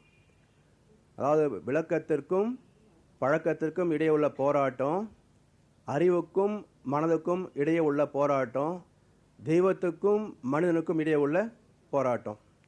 அப்போ இந்த யுத்தத்தில் மனிதன் அகங்காரம் கொண்டு அந்த யுத்தத்தை நான் சந்திக்க மாட்டேன் என்று நினைத்தான் என்றால் அவனுடைய ஆற்றல் வீணாகி போய்விடுகிறது, பிறவியே வீணாகி போய்விடும். அப்போ வினை பதிவாம் சுமையை விடுத்து தூய்மை பெறவே நினைவாய் எடுத்து வந்த உடல் இது. அப்போ அந்த வினை பதிவை தூய்மை செய்து கொள்ளக்கூடிய வகையிலே முயற்சி எடுக்கவில்லை என்றால், தன்னுடைய மனதிலே உள்ள தேவையில்லாத எண்ணங்களை கழித்து மனதை தாமச குணத்தில இருந்து ராஜச குணத்துக்கு உயர்த்தி, ராஜசத்தில இருந்து சத்துவத்துக்கு உயர்த்தி, சத்துவத்தில இருந்து நிர்குணத்துக்கு கொண்டு போகவில்லை என்றால் ஆத்மா தூய்மை என்பது பெற முடியாது, தெய்வ தரிசனத்தையும் பெற முடியாது. அப்போ இந்த பிறவி வீணாக கழிந்து விடும். அதனால அகங்காரத்தை அழித்து மனிதன் இயல்பாக உள்ள அந்த குருட்சேத்திர யுத்தத்திலே கலந்து கொண்டே ஆக வேண்டும். அப்போ இந்த ஆன்மாவிலே உள்ள நல்ல கர்மவினை பதிவுகளுக்கும் தீய கர்மவினை பதிவுகளுக்கும் இடையே உள்ள போராட்டம், புண்ணியத்திற்கும் பாவத்திற்கும் இடையுள்ள போராட்டம், தர்மத்திற்கும் அதர்மத்திற்கும் இடையுள்ள போராட்டம், விளக்கத்திற்கும் பழக்கத்திற்கும் இடையுள்ள போராட்டம். அப்போ இந்த போராட்டத்திலே மனிதன் சந்தித்தே ஆக வேண்டும், அதில் நின்று வெற்றி பெற்றே ஆக வேண்டும். அதனால் அந்த துணிவில் இருந்து மனிதன் பின் வாங்கக்கூடாது என்று மனிதனுடைய மன இயல்பையும் அந்த மனம் தன்னை தூய்மை செய்து கொள்ள வேண்டிய அவசியத்தையும் இந்த ஸ்லோகத்தில் வலியுறுத்துகின்றார். அப்படி மனிதன் பின்வாங்க முடியுமா என்றால் அது முடியாது என்ற கருத்தையும் இரண்டாவது வாக்கியத்தில் சொல்கிறாரு. உன் இயல்பே உன்னை போரில் பிணித்துவிடும். ஏன்னா மனிதனுடைய மனம் என்பதே சிக்கலை உருவாக்குவதும் சிக்கலை தீர்ப்பதும் தான். சும்மா இருக்குதா மனசு? அப்போது அமைதியாக இருந்தால் பிடிக்காது, எதையாவது பண்ணி ஒரு சிக்கலை உருவாக்கிக்கிட்டு அதை எப்படி சால்வ் பண்ணுறதுன்னு சில பேர் சொல்லுவாங்க. பிரச்சனை இல்லைன்னா வாழ்க்கை போடிச்சு போயிடும். அதனால் ஒன்று தீர்ந்து போச்சா இன்னொன்று உருவாக்கிக்கணும். அப்படி பிரச்சனை சந்திப்பது தான் வாழ்க்கை என்று நினைப்பாங்க. ஆனால் அது உருவாக்கிக்கிட்டு சந்திக்கிறது இல்லை, இருக்கிறது சந்தித்தாலே போதும். அப்போ இருக்கிறதை அழித்து விட்டால் தான் அந்த போராட்டத்தில் இருந்து அமைதி என்ற நிலையில் மனசை நிற்க முடியும், அந்த பேரமைதியை சந்திக்க முடியும். அதனால் மனிதனுடைய மன இயல்பு என்பதே போராட்டம்தான். எப்போ மனசு என்ன பண்ணுங்க, இதை செய்யலாமா வேண்டாமா, செஞ்சால் நல்லதா கெட்டதா, ரெண்டு வந்துக்கிட்டே இருக்கும். யாராவது உதவி கேட்டால் செய்யலாமா வேண்டாமா, இவன் சேர தகுதி உள்ளவனா இல்லையா, நம்ம கொடுத்தா திருப்பி கொடுப்பானா மாட்டானா, நம்ம கொடுக்கலான்னு தப்பாக நினச்சிக்கோனா மாட்டானா. அப்போ எல்லாத்தையும் ரெண்டாவே நினைக்கும். ஏன்னா மனம் என்பது பாசிட்டிவ் நெகட்டிவ் மாறி மாறி வந்துகிட்டே இருக்கும். அதனால் மனிதனுடைய இயல்பே இரண்டுபட்டது. அதனால் இவன் யுத்தம் செய்தாலும் செய்யவிட்டாலும் அவனுடைய வாழ்க்கையே யுத்தம் தான். அப்போ யுத்தம் செய்வது என்று தெளிந்துவிட்டால் நல்லது ஜெயிக்கணுன்ற உணர்வு தானாக வந்துவிடும். இல்லைன்னு சொன்னால் யுத்தத்தில் தான் நிற்கிறான், ஆனால் என்ன செய்கிறோம்னு தெரியாமல் போயிடும். அதனால் அந்த யுத்தத்தை செய்வது மனிதனுடைய மன இயல்பு. அதை புரிந்து கொண்டு இந்த வாழ்க்கையிலே பழக்கத்திற்கும் விளக்கத்திற்கும் உள்ள யுத்தத்தில் விளக்கத்தின் வழியாக வாழ்ந்து ஜெயித்து விட வேண்டும் என்ற கருத்தை இந்த இரண்டாவது வரியில் விளக்குறாங்க. அப்போது இந்த மனிதனுடைய இயல்பை சொல்கின்ற போது சித்பவான் சொல்கிறாரு, சில சமயங்களில் அனுபவ வாழ்க்கை தாங்க. வீட்டில் ஏதாவது ஒரு துர்மரணம் ஏற்பட்டு போயின்னு வச்சுங்களேன், அதே வீட்டில் குழந்தைங்க இருக்கும், 1 வயசு 2 வயசு குழந்தைங்க இருக்கும். எல்லோரும் ஒப்பார வச்சுக்கிட்டு இருப்பாங்க, அந்த குழந்தை செஞ்சுக்கிட்டு இருக்கும். அப்போ அந்த குழந்தைக்கு என்ன பொறுப்பு இல்லையா அக்கறை இல்லையான்னு நினைக்கிற முடியுமா? என்ன நினைக்கிறோம்? அது தெரியாதுன்றோம். அப்போது இந்த இடத்திலே நடக்கக்கூடிய துன்ப அலைகளுடைய தாக்கம் அந்த குழந்தைய பாதிக்கவே இல்லை. அது எங்கே நிற்குது? அவருடைய இயல்பான தெய்வ ஸ்வரூபத்தில் நிற்கிது. அப்போ அந்த வீட்டில் என்ன நடந்தாலும் அந்த குழந்தை 3 வயது வரைக்கும் ஒரு சாட்சியாக நின்று தான் பார்க்குமே தவிர அந்த குடும்ப வாழ்க்கை நிகழ்ச்சிகளிலே அது சிக்க முடியாது. ஏன்னா அவருடைய அகங்காரம் செயல்படுவது இல்லை. அப்போது அந்த உணர்வு என்பது மூளை வழியாக உள்ளே போய் வெளிவருகின்ற பொழுது தான் அந்த குழந்தையுடைய உள்ளிருக்கின்ற தன்மை என்பது அகங்காரமாக வெளிப்படும். அந்த முனைப்பு என்று வெளிவருகின்ற பொழுது தான் அது தனது என்றது பிரிச்சே பார்க்கும். அது வரைக்கும் அந்த குழந்தைக்கு இருக்காது. அதனால தான் அந்த நிலை வருகின்ற வரைக்கும் ஒரு 3 வயது வரைக்கும் குழந்தையும் தெய்வமும் ஒன்று என்று சொல்லி வைத்திருக்கிறார்கள். அப்படி அந்த குழந்தையுடைய அகங்காரம் அடையப்பெறாத நிலையில் எப்படி சாட்சியாக நின்று கவனிக்கிறதோ அதே போல அறிவிலே பக்குவமடைந்த மகான்களும் சாட்சியாகத்தான் பார்ப்பார்கள். அப்போ அவருடைய வாழ்க்கையில் இன்பங்களும் துன்பங்களும் பாதிப்பது இல்லை. இரண்டையுமே சமமாகவே பார்க்கக்கூடிய மன பக்குவத்தை பெற்றுவிடுகிறார்கள். அப்போ குழந்தையாக இருக்கிறது என்பது அது அந்த அகங்காரம் என்பது எழுச்சி பெறாத நிலை. அது சிறப்பு என்று சொல்ல முடியாது, இயற்கையுடைய அமைப்பு. ஆனால் மனிதன் அந்த அகங்கார நிலையிலே வளர்ந்து கொண்டு வாழ்ந்து கொண்டிருக்கின்ற போது அதை சிக்கிக்கொள்ளாமல் அதை கையாள்கின்றான் பாருங்க, இதுதான் சிறப்பு என்பது. அதனால் அதை அறிந்து அதை தாண்டுகின்ற போது அதுவே அறிவின் சிறப்பாக மதிக்கப்படுகிறது. அப்போது மனிதனுடைய மனோபாவத்திற்கு உரிய வகையில் அந்த மனம் என்பது எப்பவும் போராடுகின்ற தன்மையுடையது. அந்த போராட்டத்தில் மனம் எதை விரும்புகிறது என்று அடுத்த கேள்வி போடுகின்ற போது இன்பத்தை தான் விரும்புகிறது. அப்போது தான் சந்திக்கின்ற துன்பங்களை எப்படி நீக்குவது என்று அதே மனம்தான் முனைந்து நின்று சிந்தனை செய்து யாரை பார்த்து செய்ய பண்ணி அதிலிருந்து விடுபடுவதற்கும் செயலை செய்கிறது. அப்போது அந்த மனம் என்பது 2 நிலைகளில் செயல்பட்டாலும் அதோடைய விருப்பம் என்பது என்னன்னா ஒரே நிலையாகத்தான் இருக்கிறது, இன்பத்தை விரும்புகிறது. இன்பம் என்பது என்ன பார்த்தீங்கன்னா அது தர்மத்தின் பால்பட்டது. தர்மம் என்பது இயற்கை நீதிக்கு உட்பட்டது. இயற்கை நீதி என்பது தெய்வத்துடைய பரிமாணம். அதனால் மனிதனுடைய மனம் தெரிந்தோ தெரியாமலேயோ எதை விரும்புகிறது என்றால் இன்பத்தை, தர்மத்தை, தெய்வத்தை தான் விரும்புகிறது. அப்போ அந்த தெளிவு இல்லாத காரணத்தினால தற்காலிகமாக கிடைக்கூடிய இன்பங்கள் சாஸ்வதம் என்று நம்பி மயங்கி போவதனால அது மாயை என்று சொல்லுகிறார்கள். அப்போ சாதாரண பார்த்தோம்னாக்க தூங்கிட்டு இருக்கிறோம், கொசு நல்லா கடிக்க வச்சுங்களேன், இந்த சுகந்தான் அடிக்க போகிற கொசுவை அப்படியே கண்ணை முடிக்கிட்டு இப்படின்றுவோம். அப்போது அனிச்சை செயலாக கூட இந்த உடலுக்கு வரக்கூடிய துன்பத்தை நீக்குகின்ற ஒரு எழுச்சி தான் நம்முடைய மனமாக செயல்பட்டு கொண்டிருக்கிறது. அதனால் வாழ்க்கையிலே துன்பத்தை நீக்குகின்ற ஒரு அடிப்படையான தாக்கம் என்பது மனிதனுடைய மன இயல்பு. அதனால் அந்த மன இயல்பை தவிர்த்து அதற்கு மாறாக தீர்மானிப்பது ஆத்ம சக்தியை கெடுத்துவிடும். இயற்கையாக உள்ளது இன்பத்தை வேண்டுவது, இன்பத்தை கொடுக்கக்கூடியது தர்மம் என்று பொருள். தர்மத்துக்கு சாஸ்தா தெய்வநிலை. அப்போ இயல்பாக உள்ளது இது. அப்போ இந்த நிலையை மறந்து மாயையிலே சிக்கி அதுக்கு முரண்பட்ட நிலையிலே மனித மனம் செயல்படுகின்ற போது அது தவிர்க்கப்பட வேண்டியது. ஏன்னா அந்த எண்ணமும் செயலும் மாறுபடுவதை அதை விட ஒரு மனிதனுக்கு வேற கேடு கிடையாது. அப்போ சித்பான் சொல்லக்கூடிய இதே கருத்தை வள்ளுவர் பிறந்தகு சொல்லுவார், தன்னெஞ்சு அறிவது பொய்யற்க, பொய்த்த பின் தன் நெஞ்சே தன்னை சுடும் என்பார். அப்போ தன்னுடைய மனசாட்சிக்கு தெரிந்து ஒரு மனிதன் துன்பத்தை செய்யக்கூடாது.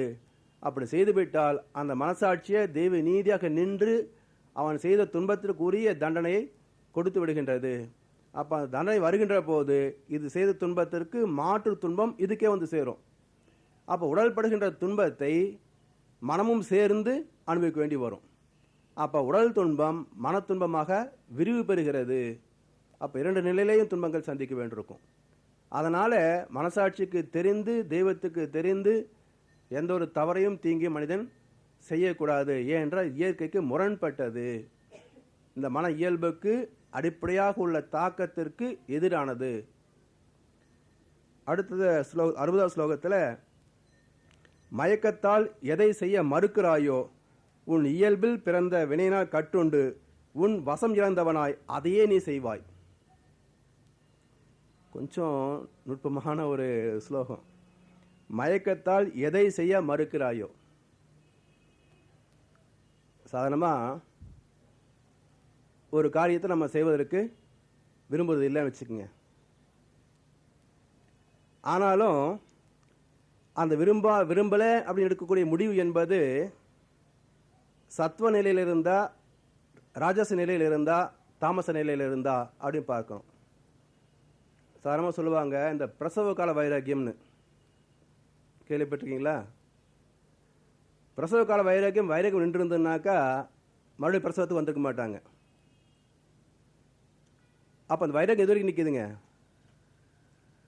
அது மாதிரி தான், நாளை முதல் குடிக்க மாட்டேன்னு சத்தியம் அடித்தாங்க. இன்னைக்கு ராத்திரிக்கு அடிக்க மறுபடியும் நாளைக்கு ராத்திரி இதே பாடுதான் வரும். அப்போது மயக்கத்தான் செய்யக்கூடிய முடிவு. இதை நான் செய்ய மாட்டேன் என்று தெளிந்த நிலையில் முடிவெடுக்கலை, மயக்கத்தில் முடிவெடுக்கின்றான். அப்போ என்ன ஆகுதுங்க, இவனை அறியாமலேயே அந்த மயக்கத்தில் சிக்கொண்டு எந்த செயலை செய்ய மாட்டேன் என்று சத்தியம் செய்தானோ அதே செயலை தவறாமல் செஞ்சிருவான். மிக அற்புதமான நுட்பம் இந்த ஸ்லோகம். அப்போ மயக்கத்தால் எதை செய்ய மறுக்கிறாயோ உன் இயல்பில் பிறந்த வினையினால் கட்டுண்டு. ஏன்னா மனிதன் பழக்கத்திற்கு அடிமை. அப்போ இயல்பில் பிறந்த வினை, அந்த ஆத்மாவிலே ஏற்கனவே என்னெல்லாம் செய்து செய்து பழகி வைத்திருக்கின்றோமோ அந்த பழக்க பதிவுகளே அவனுடைய எண்ணம் சொல் செயலாக வந்து கொண்டே இருக்கும். அப்போ அந்த இயல்பினால் பிறந்த இந்த மனிதன் இவனை அறியாமலேயே அந்த மன அலைகள் வெளிப்பட்டு மூளையில் மோதி எண்ணங்களாக வந்து அதுவே சொல் செயலாக மலர்ச்சி பெற்றுவிடும். அப்போ எந்த காரியத்தை நான் செய்ய மாட்டேன் என்று இவன் சத்தியம் செய்தானோ அதே காரியத்தை இவனை அறியாமலேயே மறந்து போய் கூட செய்து விடுவான். அதனால் இந்த நிலையிலிருந்து மாற்றி அமைத்துக் கொள்ள வேண்டும். அப்போ இயல்பு அல்லது சுபாவம் என்பதை உள்ளூர உறைந்து கிடக்கின்ற ஒரு கருமையத்தினுடைய பதிவு. அந்த தாக்கத்திலிருந்து மனிதன் விடுபட வேண்டும். ஏனென்றால் ராமகிருஷ்ணன் சொல்றாரு, அகங்காரமானது வெகு பிடிவாதமுள்ள அஜ்ஞானம். அகங்காரமானது வெகு பிடிவாதமுள்ள அஜ்ஞானம். அப்போ அகங்காரம் வருவது காரணமே அஜ்ஞானம் தான். இறை தத்துவத்தை உணர்ந்து விட்டால் ஞானம், உணரவில்லை என்றால் அஜ்ஞானம். அப்போ அந்த அஜ்ஞானத்தில் இருந்து பிறந்தது தான் அகங்காரம். அப்போ இந்த ரெண்டும் வேறு வேறு கிடையாது, ஒரே இடத்துல பிறந்தது தான். அதனால் அந்த அகங்காரம் என்கின்ற தன் முனைப்பு என்பது அது மயக்கத்திலே மாயையிலே பிறந்தது. அதனால் அந்த மாயை விட்டு விலகாமல் நிற்கிறதுக்கு என்னெல்லாம் செய்ய முடியுமோ அதை செஞ்சுக்கிட்டே இருக்கும். அப்போ சில சமயங்களில் மனிதன் அறிவுபூர்வ சிந்தனை செய்தாலும் மனசு என்ன பண்ணும், அதெல்லாம் தேவையில்லை அப்படின்னு. இப்போ உதாரணமாக குடியை கெடுக்கும் தெரியுது, ஆனால் அந்த நேரம் வரும்போது மனசு என்ன சொல்லும், இன்றைக்கி மட்டும் குடிச்சிக்கலாம், நாளையிலேருந்து நிறுத்திட்ட போகுது. நாளைக்கு வரும்போது சரி திங்கக்கிழமை வந்து விட்டுடலாம், ஞாயிற்றுக்கிழமை மாதிரி வச்சுக்கிட்டு திங்கக்கிழமை விட்டுடலாம், திங்கக்கிழமை வந்த உடனே அடுத்த வாரத்துலேருந்து விட்டுடலாங்க, அப்புறம் 1ஆம் தேதியிலும் விட்டுடலாங்க, அப்புறம் வருஷ பிறப்புலேருந்து எடுத்து விட்டுடலாம் அப்படிங்கும். அப்போ என்னதுங்க, இந்த மனம் தன்னுடைய தவறை மீண்டும் செய்வதற்கு என்னெல்லாம் மாயையை காட்ட முடியுமோ அதெல்லாம் காட்டும். சில சமயங்களில் தப்புன்னா கவர்மெண்ட்டே திறந்து வச்சிருப்பானா. எத்தனை பேர் குடிக்கிறாங்க, தீபாவளி வந்தாமான்ட்டு ஒரு நாளைக்கு 2-3 கோடி செலவாகுதாமா கோயம்புத்தூர்லேயே. அப்போ அத்தனை பேர் குடிக்கிறாங்க, நாம் குடிக்க மட்டுமா தப்பு அப்படின்னு, நான் மட்டுமா குடிக்கிறேன், எல்லாரும் தான் குடிக்கிறாங்க அப்படின்னு தான் செய்கின்ற அதர்மத்தை தர்மமாகவே வாதிடும். அதான் தாமச குணமுள்ள இருக்க. அடுத்து 61ஆம் ஸ்லோகத்தில் ஈஸ்வரன் உயிர்களை எல்லாம் உடல் என்னும் யந்திரத்தில் ஏற்றி மாயையினால் ஆட்டி வைத்து கொண்டிருக்கின்றான். அப்போ தெய்வம் உள்ளதாக இருக்குது, ஆனால் அந்த தெய்வத்தன்மையோடு இணைந்து மாயையும் இருக்கிறது. அப்போ அந்த தெய்வமும் அந்த மாயையிலே சிக்குவது இல்லை, ஆனால் அதே தெய்வம் மாயையை பயன்படுத்தி மனிதனை ஆட்டி வைக்கிறது. எப்படின்றதுக்கு ராமகிருஷ்ணர் ஒரு உமானம் சொல்கிறாரு, பாம்புக்குள்ளே விஷம் இருக்குது, பாம்பு செத்தா போச்சு, ஆனால் பாம்பு கடிச்சா செத்து போயிடுறோம். அப்போது பாம்புக்குள்ளாக விஷம் இருப்பதை போல தெய்வத்திற்குள்ளாக மாயை அடங்கியிருக்கிறது. அப்போ பாம்புக்குள்ள இருக்கின்ற விஷத்தினால் பாம்பு எப்படி இறக்கவில்லையோ அதே போல் தெய்வத்துக்குள்ள இருக்கின்ற மாயையினால் தெய்வம் வசப்படுவது இல்லை. ஆனால் பாம்பு கடித்தால் மற்றவங்க எப்படி செத்து போகிறாங்களோ அதே போல் மாயை வீசுகின்ற போது மனிதன் சிக்கிக்கொள்கின்றான். மிக அற்புதமான உதாரணம். அதுபோல் மனிதனுடைய அந்த இயலாமை, வீக்னஸ் அப்படின்றத இந்த ஸ்லோகத்தில் சொல்லியிருக்கின்றார்கள். அடுத்து 62வது ஸ்லோகத்தில், எல்லா பாங்கிலும் அவனையே தஞ்சமடை, அவன் அருளால் மேலாம் சாந்தியும் நிலைத்துள்ள வீடு பேரும் பெறுவாய். அப்போ எல்லா பாங்கிலும் அவனையே தஞ்சமடை. மனிதனுடைய வாழ்க்கை பரிமாணங்கள் பல. குழந்தை பருவத்திலிருந்து கடைசி பருவம் வரைக்கும் எடுத்துக்கொள்கிறோம். அதேபோல் வாழ்க்கை அனுபவங்களும் தேவைகளும் பல பல. அப்போ எல்லா சூழ்நிலைகளிலேயும் எல்லா பருவங்களிலேயும் எல்லா பாங்கிலும் அவனையே தஞ்சமடை. அப்போ இறைவனுடைய நினைவிலேயே வாழ்நாள் முழுவதும் நடத்த வேண்டும். அவன் அருளால் மேலாம் சாந்தியும் நிலைத்துள்ள வீடு பேரும் பெறுவாய். அப்போ இவருடைய கருணையினாலேயே மேலான சாந்தியையும் நிலைத்த வீடு பேரும் பெற முடிகிறது. அடுத்து 63வது ஸ்லோகத்தில், மறைபொருளுக்கெல்லாம் மறைபொருளாகிய ஞானம் இங்கன உனக்கு இயம்பப்பட்டது, இதை முழுவதும் ஆராய்ந்து விரும்பியதை செய்.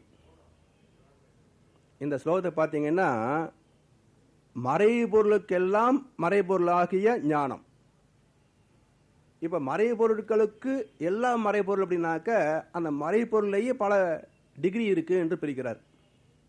எப்படின்னு பார்த்தீங்கன்னா, மின்சாரம் என்பது இந்த பிரபஞ்சம் தோன்றிய பொழுதே அந்த சக்தி இருந்தது.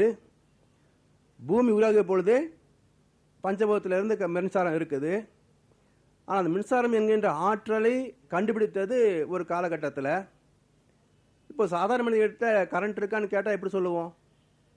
சுவிட்சு போட்டு பார்த்து விலையை பார்க்கணும். ஒன்றா ஃபேன் சுற்றணும், லைட் எரியணும், தெரிஞ்சால் கரண்ட் இருக்குன்னு சொல்லுவோம். இல்லைன்னா இல்லை அப்படின்ட்டுருவோம். அப்போ சாதாரண மனிதனிடத்தில் அந்த மின்சாரம் என்ற மறைவு பொருளை பார்க்க முடியல. இயக்கத்தை பார்த்து கணித்து இருக்கா இல்லையான்னு ஒப்புக்கொள்கின்றான். ஒரு விஞ்ஞானியை பார்க்குறோம். அவர் சொல்கிறாரு, எலக்ட்ரான்கள் ஓடுவதனால தான் மின்சாரம் உருவாகுது. அப்போ மின்சாரத்துக்கு இயக்கத்திற்கு காரணம் அடிப்படை எலக்ட்ரான்கள் என்று அந்த நம்ம கண்ணுக்கு தெரியாத அந்த மின்சாரத்தினுடைய உட்பொருளாகிய எலக்ட்ரான் என்பதை விஞ்ஞானம் விளக்குகிறது. அந்த எலக்ட்ரான் எங்கேருந்து வந்ததுன்னு பார்க்கணும். இப்போ விஞ்ஞானம் தேடிக்கொண்டிருக்கிறது. அப்போது விஞ்ஞானம் வரைக்கும் சாதாரண மனித அறிவுக்கு எட்டியது ஒரு நிலை, விஞ்ஞான அறிவுக்கு எட்டியது இன்னொரு நிலை, விஞ்ஞானிக்கும் எட்டாத நிலை இருக்கிறது இன்னொரு நிலை. அப்போது மறைபொருளுக்கெல்லாம் மறைபொருளாக இருப்பது இறை துகள், இறைநிலை.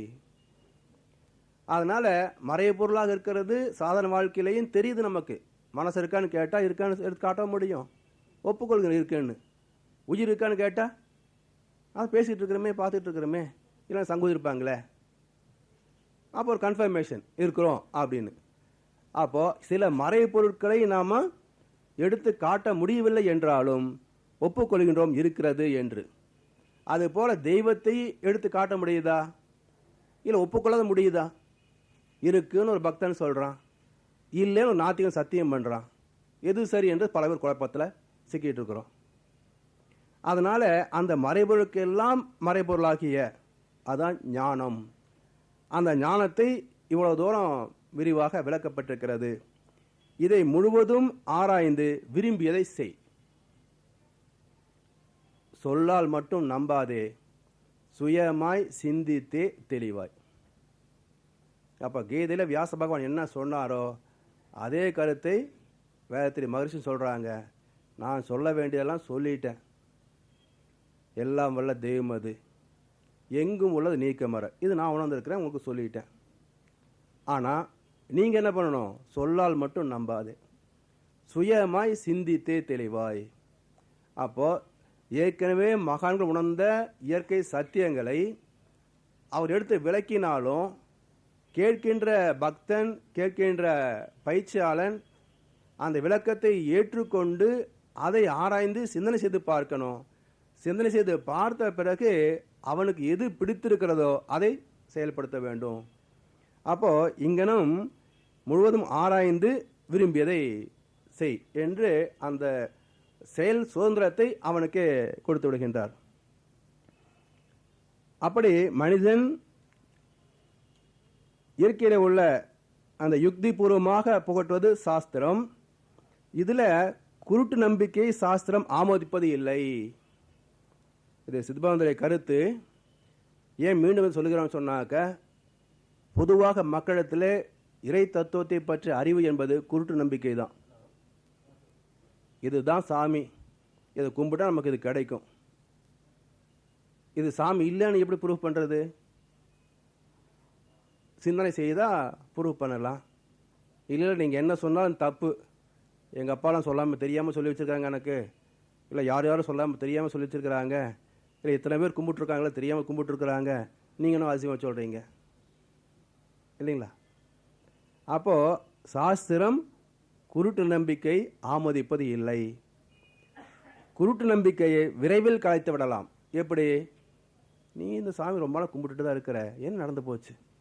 அந்த சாமிக்கிட்ட போய் காட்டு, உடனே கிடைக்குன்றான். உடனே எல்லாத்தையும் விட்டு போட்டு அந்த சாமி கும்பிட்டு போயிடுறான். இப்போ என்னாச்சுங்க? இவருடைய முருக பக்தி காணாமல் போய் அந்தோணி பக்தி வந்துட்டான்.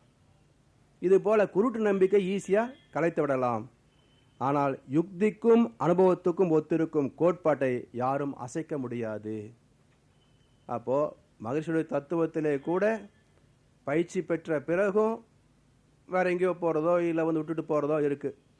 ஏன்னா நீங்கள் என்ன மாதிரி சொல்லிட்டு இருக்கிறீங்க, அதெல்லாம் ஒன்றும் அப்படின்ட்டுவோம். ஆனால் அதே அன்பருக்கு யுக்தி மூலமாக சுய அனுபவம் கிடைத்து விட்டால் அசைவாங்களா? அப்போ நான் நிதர்சனம் பார்த்துட்டுமே, அனுபவிச்சிருக்கிறோமே, இதுதான் சத்தியம். அப்போ யார் என்ன சொன்னாலும் அதுக்குள்ளக்கின்ற கருத்தை எடுத்துக்கொள்வோமே தவிர விலகுவதற்கு இங்கே ஒன்றுமே கிடையாது. அதனால் மனிதனுக்கு இயல்பாக உள்ள அந்த யுக்தி பூர்வமாகிய அனுபவத்தை பெற வேண்டும். அப்போ தான் நம்பிக்கை என்பது வரும். அப்போ அந்த யுக்தி பூர்வமாக ஆராய்ந்து பார்க்கின்றதற்கு சுதந்திரம் கொடுக்கணும். நான் சொல்கிறேன், இதை தான் நம்பு, இதை செய், போதும், அதுக்கு மேலே கேள்வி கேட்காத. நீ சாமி பற்றி கேள்வி கேட்டால் நீ தெய்வ குத்தம், அது வார்த்தை போட்டு வச்சுக்கலாம். அப்புறம் எதுக்கு பேச போகிறான்? நீ கடவுளை பற்றி அது கேள்வி கேட்டால் அது தெய்வ குத்தம், முடிஞ்சு போச்சு. ஆனால் தெய்வம் வருமா கேள்வி கேட்கறதுக்கு? அதான் சொல்கிறாங்க, உண்மையை நன்றாக அலசி ஆராய்ந்து நீ விரும்பியதை செய் என்கிறார் பகவான். உடல் வளர்ச்சிக்கும் அறிவு வளர்ச்சிக்கும் ஆன்ம வளர்ச்சிக்கும் சுதந்திரம் முற்றிலும் அவசியமானது. அப்போ எல்லாம் உணர்ந்த மகான் சொல்கிறாரு, சுதந்திரம் இல்லைன்னா வளர்ச்சி கிடையாது. அப்போது ஒரு கரு உருவாகுது, அந்த கரு வளர்வதற்கு அந்த குழந்தை 6 அடி உயரத்துக்கு வளர வேண்டிய பொட்டன்சி இருக்குது. அப்போ அந்த குழந்தைய சின்ன ஒரு அறைக்குள்ளே வச்சு மூடிட்டு வச்சுங்களேன், அடிமைப்பேட்டில் எம்ஜிஆர் விட்ட மாதிரி என்ன ஆகும்? அந்த குழந்தை எல்பெண்டு தான் வளரும். அப்போ அந்த குழந்தை நிமித்துறதுக்கே பல வருஷம் ஆகும். அப்போது அந்த சுதந்திரம் அங்கே அளிக்கப்படவில்லை என்றால் அந்த வளர்ச்சி சைட் ட்ராக்கில் போயிடும். அப்போது ஒவ்வொரு ஜீவனுக்கும் உடல் ரீதியாகவும் அறிவு ரீதியாகவும் ஆத்ம ரீதியாகவும் வளர்ச்சி அடைவதற்கும் முழுமை பெறுவதற்கும் சர்வ சுதந்திரம் உண்டு, உரிமை உண்டு.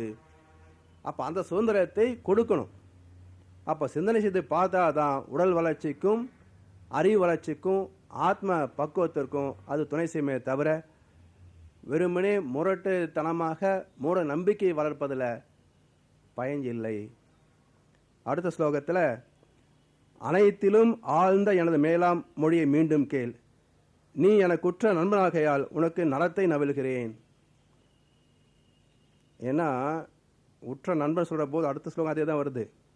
என் பால் மனம் வைத்து என்னிடம் பக்தி பூண்டு என்னை ஆராதிட்டுவாய், என்னை வணங்கு, என்னை அடைவாய், எனக்கு உறுதி கூறுகிறேன், உனக்கு உறுதி கூறுகிறேன், எனக்கு இனியவன் நீ. இந்த இடத்துல இனியவன் சொன்ன உடனேயே கிருஷ்ண பரமாத்மாவுக்கு அர்ஜுனன் மட்டும்தான் பிடிக்கும் அப்படி இல்லை. ஏன்னா அது அறிவு, இது மனம், அது தெய்வம், இது மனிதன். அப்போ சித்வான சொல்கிறாரு, ஜீவர்கள் எல்லாம் இறைவனுக்கு பிரியமானவர்களே. சாமிஜியும் சொல்லிட்டு இருக்கிறாங்க, இந்த நம்ம கொஞ்சம் அப்படி சந்தேகம் வந்துகிட்டே இருக்குது. அந்த சந்தேகம் நீக்குவதற்காகத்தான் சித்வாந்து கொஞ்சம் கூட கூப்பிட்டுக்கிறோம். அப்போது ஜீவர்கள் எல்லாம் இறைவனுக்கு பிரியமானவர்களே. ஏன்னா இறைவனுடைய கருணை ஒவ்வொரு இயக்கத்திலும் ஊடாக இணைந்தால் தான் இருக்கிறது. அப்போ ஒவ்வொரு மனிதனும் திருந்துவதற்குரிய வாய்ப்பை கொடுத்து பக்குவம் அடைவதற்குரிய வாய்ப்புகளை கொடுத்து கொண்டே இருக்கிறது தான் இறைநிலை. அப்போ அந்தந்த ஜீவனுடைய வாழ்க்கை தேவையை பொறுப்பெடுத்து கொண்டு அந்த வாழ்க்கையிலே அதை அடைய வேண்டிய உச்சக்கட்ட பக்குவத்துக்கு கொண்டு போகக்கூடிய வகையிலே தான் இறையாற்றல் செயல்பட்டு கொண்டிருக்கிறது அன்பும் கருணையுமாக.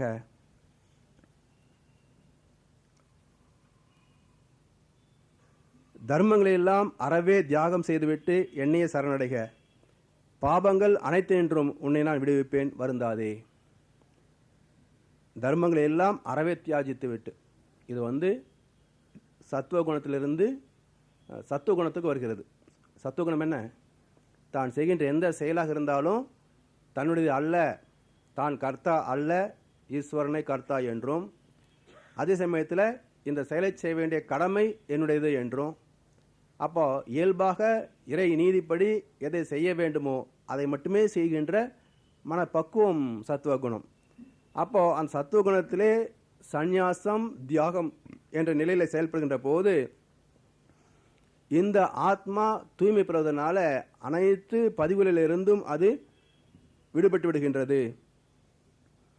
எப்படி நதிகளெல்லாம் கடலிலே சங்கமிக்கின்ற போது அது சங்கமித்த பிறகு நதியை தனியாக பிரிக்க முடியுமா? கங்கை வைகை யமுனை எல்லாம் சொல்கிறாங்க. கடல் சங்கமாய் போச்சு. இப்போ கங்கை தண்ணி எங்கே, வைகை தண்ணி எங்கேங்க? கடல் தண்ணி மட்டும்தான் இருக்குது. அதுபோல் எத்தனை தோற்றங்களிலே இருந்தாலும் அத்தனை தோற்றங்களும் பக்குவமடைகின்ற போது பரமாத்மா என்கின்ற கடலிலே கலந்து விடுகின்றது. ஜீவன் என்ற தனித்தன்மை எங்கே இருக்காது. அடுத்து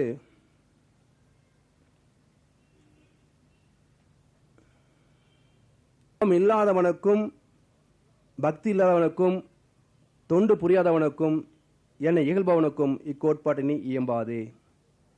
இப்போ இதுவரைக்கும் பின்பற்ற வேண்டிய கோட்பாடுகள் 58வது ஸ்லோகத்திலிருந்து 66வது ஸ்லோகம் வரைக்கும் சொல்லப்பட்டது.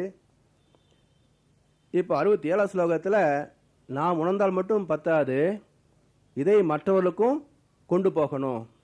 அப்போ யார் இந்த இறை சத்தியத்தை வாழ்க்கை நெறிகளை கேட்டாலும் அவர்களுக்கு சொல்ல வேண்டிய பொறுப்பு இருக்கிறது. அப்படி சொல்லுகின்ற போது சில பேருக்கு இடத்துல அதை சொல்லக்கூடாது அப்படிம்பாங்க. ஏன் சொல்லக்கூடாதுன்னா, சாமிஜி கூட சில இடங்களில் கேள்வி பதில் கேட்பாங்க. உண்மையிலேயே பதில் தெரிஞ்சுக்கணும்னு கேள்வி கேட்டால் அது மிக சாதாரணமான கேள்வியாக இருந்தாலும் ரொம்ப பொறுப்போட முதல் முறையாக அந்த கேள்வியை கேட்டால் எப்படி விளக்கம் சொல்லுவார்களோ அது போல் ஆதிலிருந்து அந்த வரைக்கும் விளக்கம் சொல்லுவார். அதே இவருக்கு தெரியுதெல்லாம் பார்க்கலாமே ஆடு கேள்விட்டா வச்சுக்கோங்க, எனக்கு தெரியாது சாமின்றவர். இல்லை உங்களுக்குள்ளே தேடி பாருங்க என்பார். இல்லை எங்கே கேள்வி வந்துச்சு அங்கேயே கேளுங்க, பதில் நல்லா கிடைக்கும் அப்படின்றவர். அப்போது நம்பிக்கை இல்லாதவனுக்கு தத்துவத்தை போதிக்காதே, தொண்டு மனப்பான்மை இல்லாதவனுக்கு போதிக்காதே. ஏற்கனவே இந்த கீதையினுடைய ஆரம்ப நாளில் சொன்னோம். அதாவது சாஸ்திரத்தை நம்பாதவனுக்கு உபதேசிக்காதே, சாஸ்திரத்தின் மீது பக்குவம் அடையாதவனுக்கு உபதேசிக்காதே, சாஸ்திரத்தை பணிந்து கேட்காதவனுக்கு உபதேசிக்காதே. 3 கோட்பாடுகள். சாஸ்திரத்தை நம்பாதவனுக்கு போதிக்க வேண்டாம், பணிந்து கேட்காதவனுக்கும் போதிக்க வேண்டாம், பக்குவம் அடையாதவனுக்கும் போதிக்க வேண்டாம். அந்த கோட்பாடு சில மகான் உடைத்தார்கள், சிவானந்தர் மகரிஷி அவர்கள் எல்லாம். ஏன் அப்படின்னா, சாஸ்திரத்துடைய நோக்கமே பக்குவம் அடைவது தான். பக்குவம் அடைந்த பிறகு நான் போதிக்கிறேன்னு சொன்னால் போதனை தேவையில்லை என்று தான். அதே சமயத்தில் இந்த இடத்துல தெளிவாக சொல்கிறாங்க, தவம் இல்லாதவனுக்கும் பக்தி இல்லாதவனுக்கும் தொண்டு புரியாதவனுக்கும் என்னை இகழ்பவனுக்கும். தெய்வ நம்பிக்கையே கிடையாது, தாமச குணத்தில் தான் தோன்றித்தனமாக அதர்மத்தையே தர்மம்னு சாதிக்கிறவன் அவன்கிட்ட போய் என்ன சொல்ல முடியும்? சொல்லி என்ன பிரயோஜனம்? அதனால் வள்ளுவர் கூட இடத்த சொல்லுவார், சொல்லுக சொல்லில் பயனுடைய, சொல்லற்க சொல்லில் பயனிலா சொல். அப்போ சொல்ல வேண்டிய கருத்து முக்கியம்தான், ஆனால் அந்த வார்த்தை அங்கே பிரயோஜனம் இல்லையே. அப்போது பயன் இல்லாத இடத்துல வார்த்தைகளை சொல்லி பிரயோஜனம் இல்லை. சொல்லற்க சொல்லில் பயனிலா சொல். அடுத்து 68வது ஸ்லோகம். மிக ஆழ்ந்த தத்துவத்தை என் பக்தர்கள் உபதேசித்து என்னிடத்து மேலாம் பக்தி பண்ணுகின்றவன் ஐயமின்றி என்னையே அடைவான்.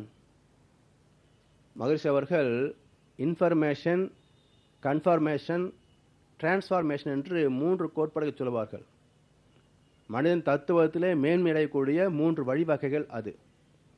முதல் கோட்பாடு இன்ஃபர்மேஷன், வாழ்க்கை நெறிகளை பற்றிய விளக்கங்களை ஒரு மகானிடத்திலிருந்து, குருவிடத்திலிருந்து கேட்டுக்கொள்கின்றோம்.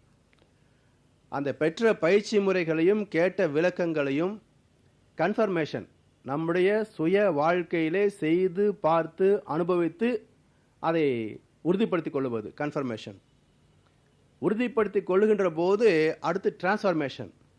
இந்த டிரான்ஸ்ஃபார்மேஷன் என்பது 2 கோணத்தில் சொல்லணும்.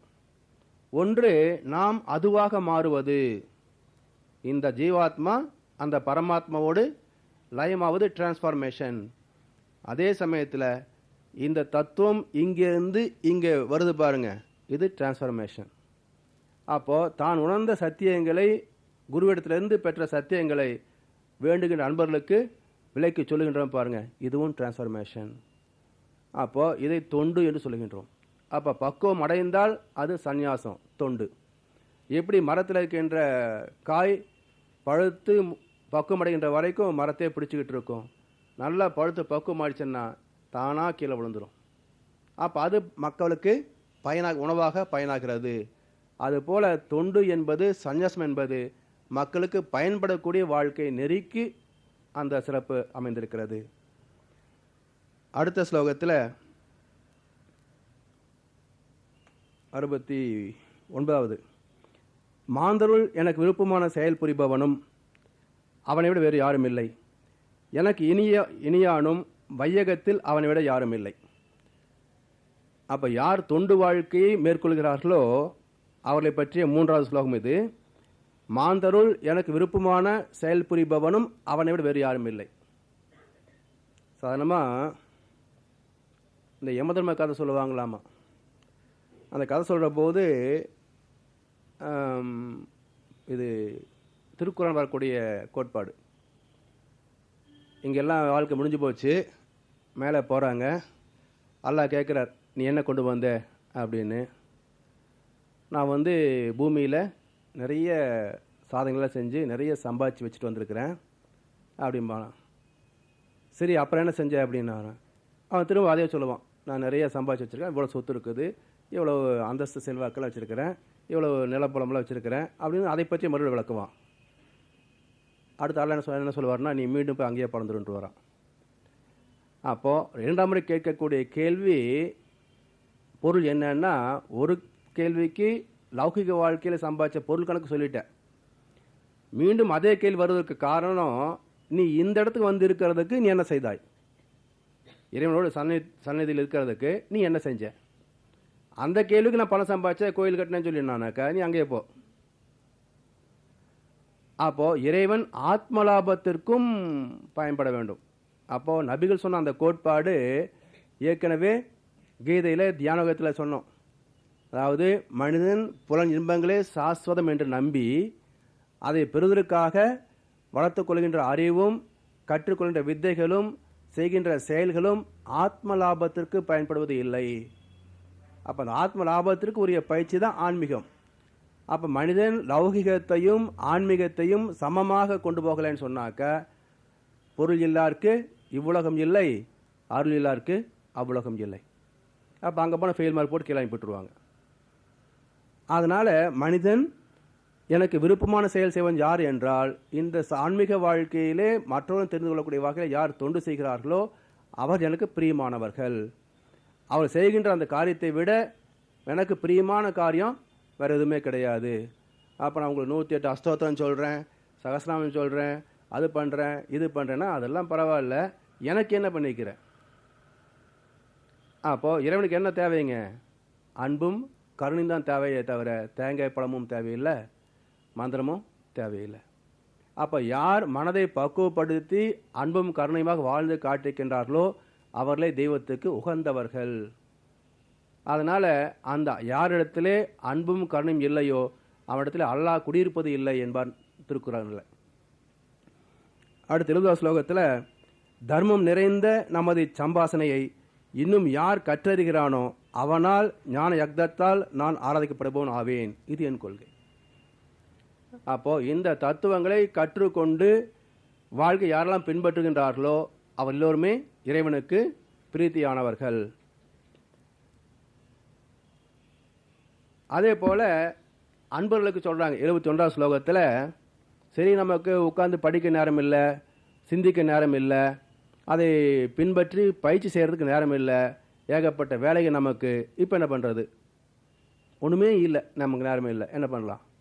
அதுக்கு இதுவாவது செய்யலாமே என்கின்ற ஒரு கோட்பாடு தான் 71ஆம் ஸ்லோகம்.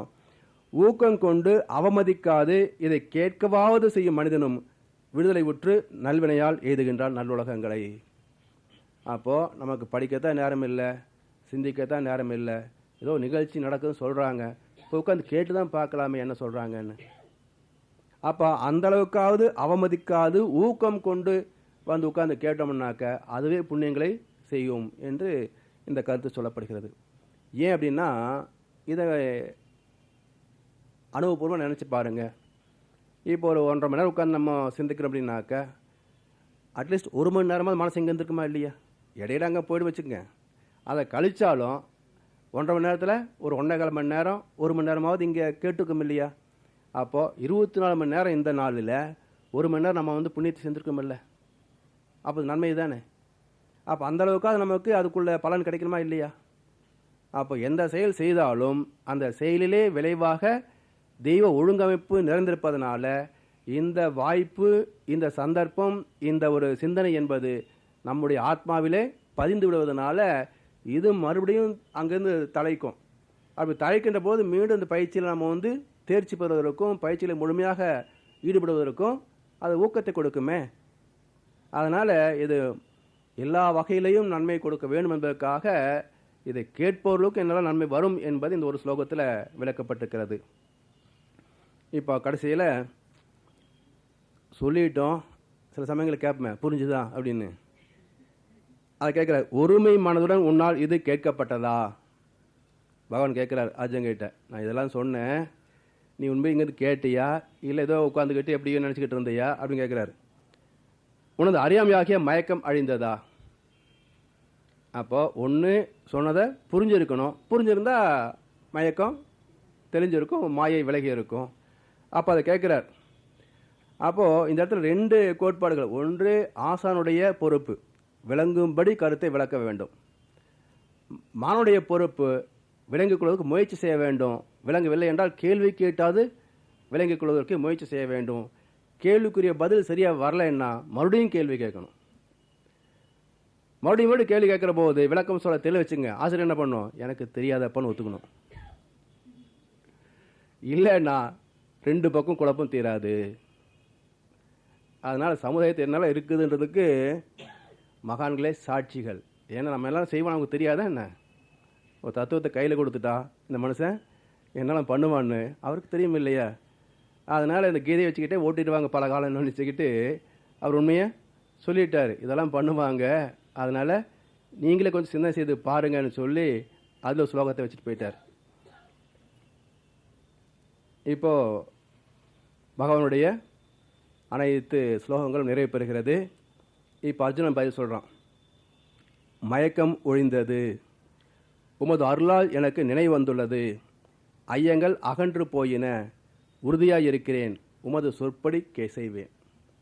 5 கோட்பாடுகள் வைக்கிறான் முன்னாடி. அப்போது விளக்கத்தை பெற்று பயிற்சி செய்கின்ற போது ஒரு குருவுக்கு நாம் செலுத்த வேண்டிய காணிக்கை என்னன்னா இந்த 5ம். மகர்ஷி சொல்லுவாங்க பிரம்மஞான பயிற்சியில், உங்களுடைய 6 குணங்களை எனக்கு குரு காணிக்கை கொடுத்துட்டு போங்க அப்படிம்பார். அதுதான் சொல்கிறாருங்க. அப்போது மயக்கம் ஒழிந்தது. இத்தனை விளக்கம் கேட்ட பிறகு என்னாகணும்? இயற்கை நீதிகளெல்லாம் புரிஞ்சு போச்சு, தான் யார் என்கின்ற தெளிவு வந்து போச்சு. அப்போ அறியாமை என்பது ஆட்டோமேட்டிக்காக நீங்கிவிடும். அப்போ அனைத்தும் பிரபஞ்சத்துடைய ஒவ்வொரு இயக்கமும் இறைவனுடைய இயக்கங்களே அன்றி நான் என்பது இங்கே கிடையாது. எல்லாம் என்னுள் இருக்கும் இறைவனுடைய இயக்கங்களே. அப்போ எனக்குள்ளாக இருக்கின்ற இறைவன் என்னை இதை செய்ய வைக்கிறான், நான் அதை செய்கின்றேன். ஊட்டுவிக்கின்றாய் உண்ணுகின்றேன், உறங்குவிக்கின்றாய் உறங்குகின்றேன், உறங்காது என்னை ஆட்டுவிக்கின்றாய், ஆடுகின்றேன் என்று எல்லாமே என்னுடைய திரு நடனமாகவே ஏற்றுக்கொள்கின்ற மனப்பக்குவம் அந்த மயக்கம் நீங்கினா வருகிறது. அதை பெறுவதற்கும் உமது அருளால் எனக்கு நினைவு வந்துள்ளது. ஏன்னா தெய்வத்துடைய அருள் இல்லைன்னு சொன்னால், கருணை இல்லைன்னு சொன்னால் நமக்கு அது பெற முடியாது. தத்துவத்தை கூட நீங்கள் எத்தனையோ குருமார்களிடத்தில் எவ்வளோ பேர் பயிற்சி எடுப்பாங்க, ஆனால் ஒரு சிலர் மட்டுமே தேர்ச்சி பெறுவதை பார்க்குறோம். அப்போ எல்லாரும் தானே தத்துவத்தை கேட்குறாங்க, ஏன் ஒரு சிலர் மட்டும் தேர்ச்சி பெறுகிறார்கள் அப்படின்னா, அந்த குரு சொல்லக்கூடிய வார்த்தைகளை கேட்பது மட்டுமல்ல, அதை ஆத்மார்த்தமாக கேட்கணும். அப்போ அவர்களுடைய ஒவ்வொரு இயக்கத்தையும் உன்னிப்பாக கவனித்து இதிலிருந்து நமக்கு என்ன பாடம் இருக்குதுன்றதை கவனித்து எடுத்துக்கொள்ளணும். அப்படி ஒவ்வொரு இயக்கத்திலேயும், ஒவ்வொரு அனுபவத்திலேயும், ஒவ்வொரு வார்த்தையிலேயும், ஒவ்வொரு தத்துவத்திலேயும் நமக்கு என்ன நன்மை இருக்கிறது என்று ஆத்மாத்மாக சிந்திப்பதும், இந்த சிந்தனையிலே மக்களுக்கு நாம் எப்படி கொடுக்க முடியும் என்ற தொண்டு மனப்பாடம் இணைக்கின்ற போது அந்த தத்துவம் தெளிவாக இருக்கும்.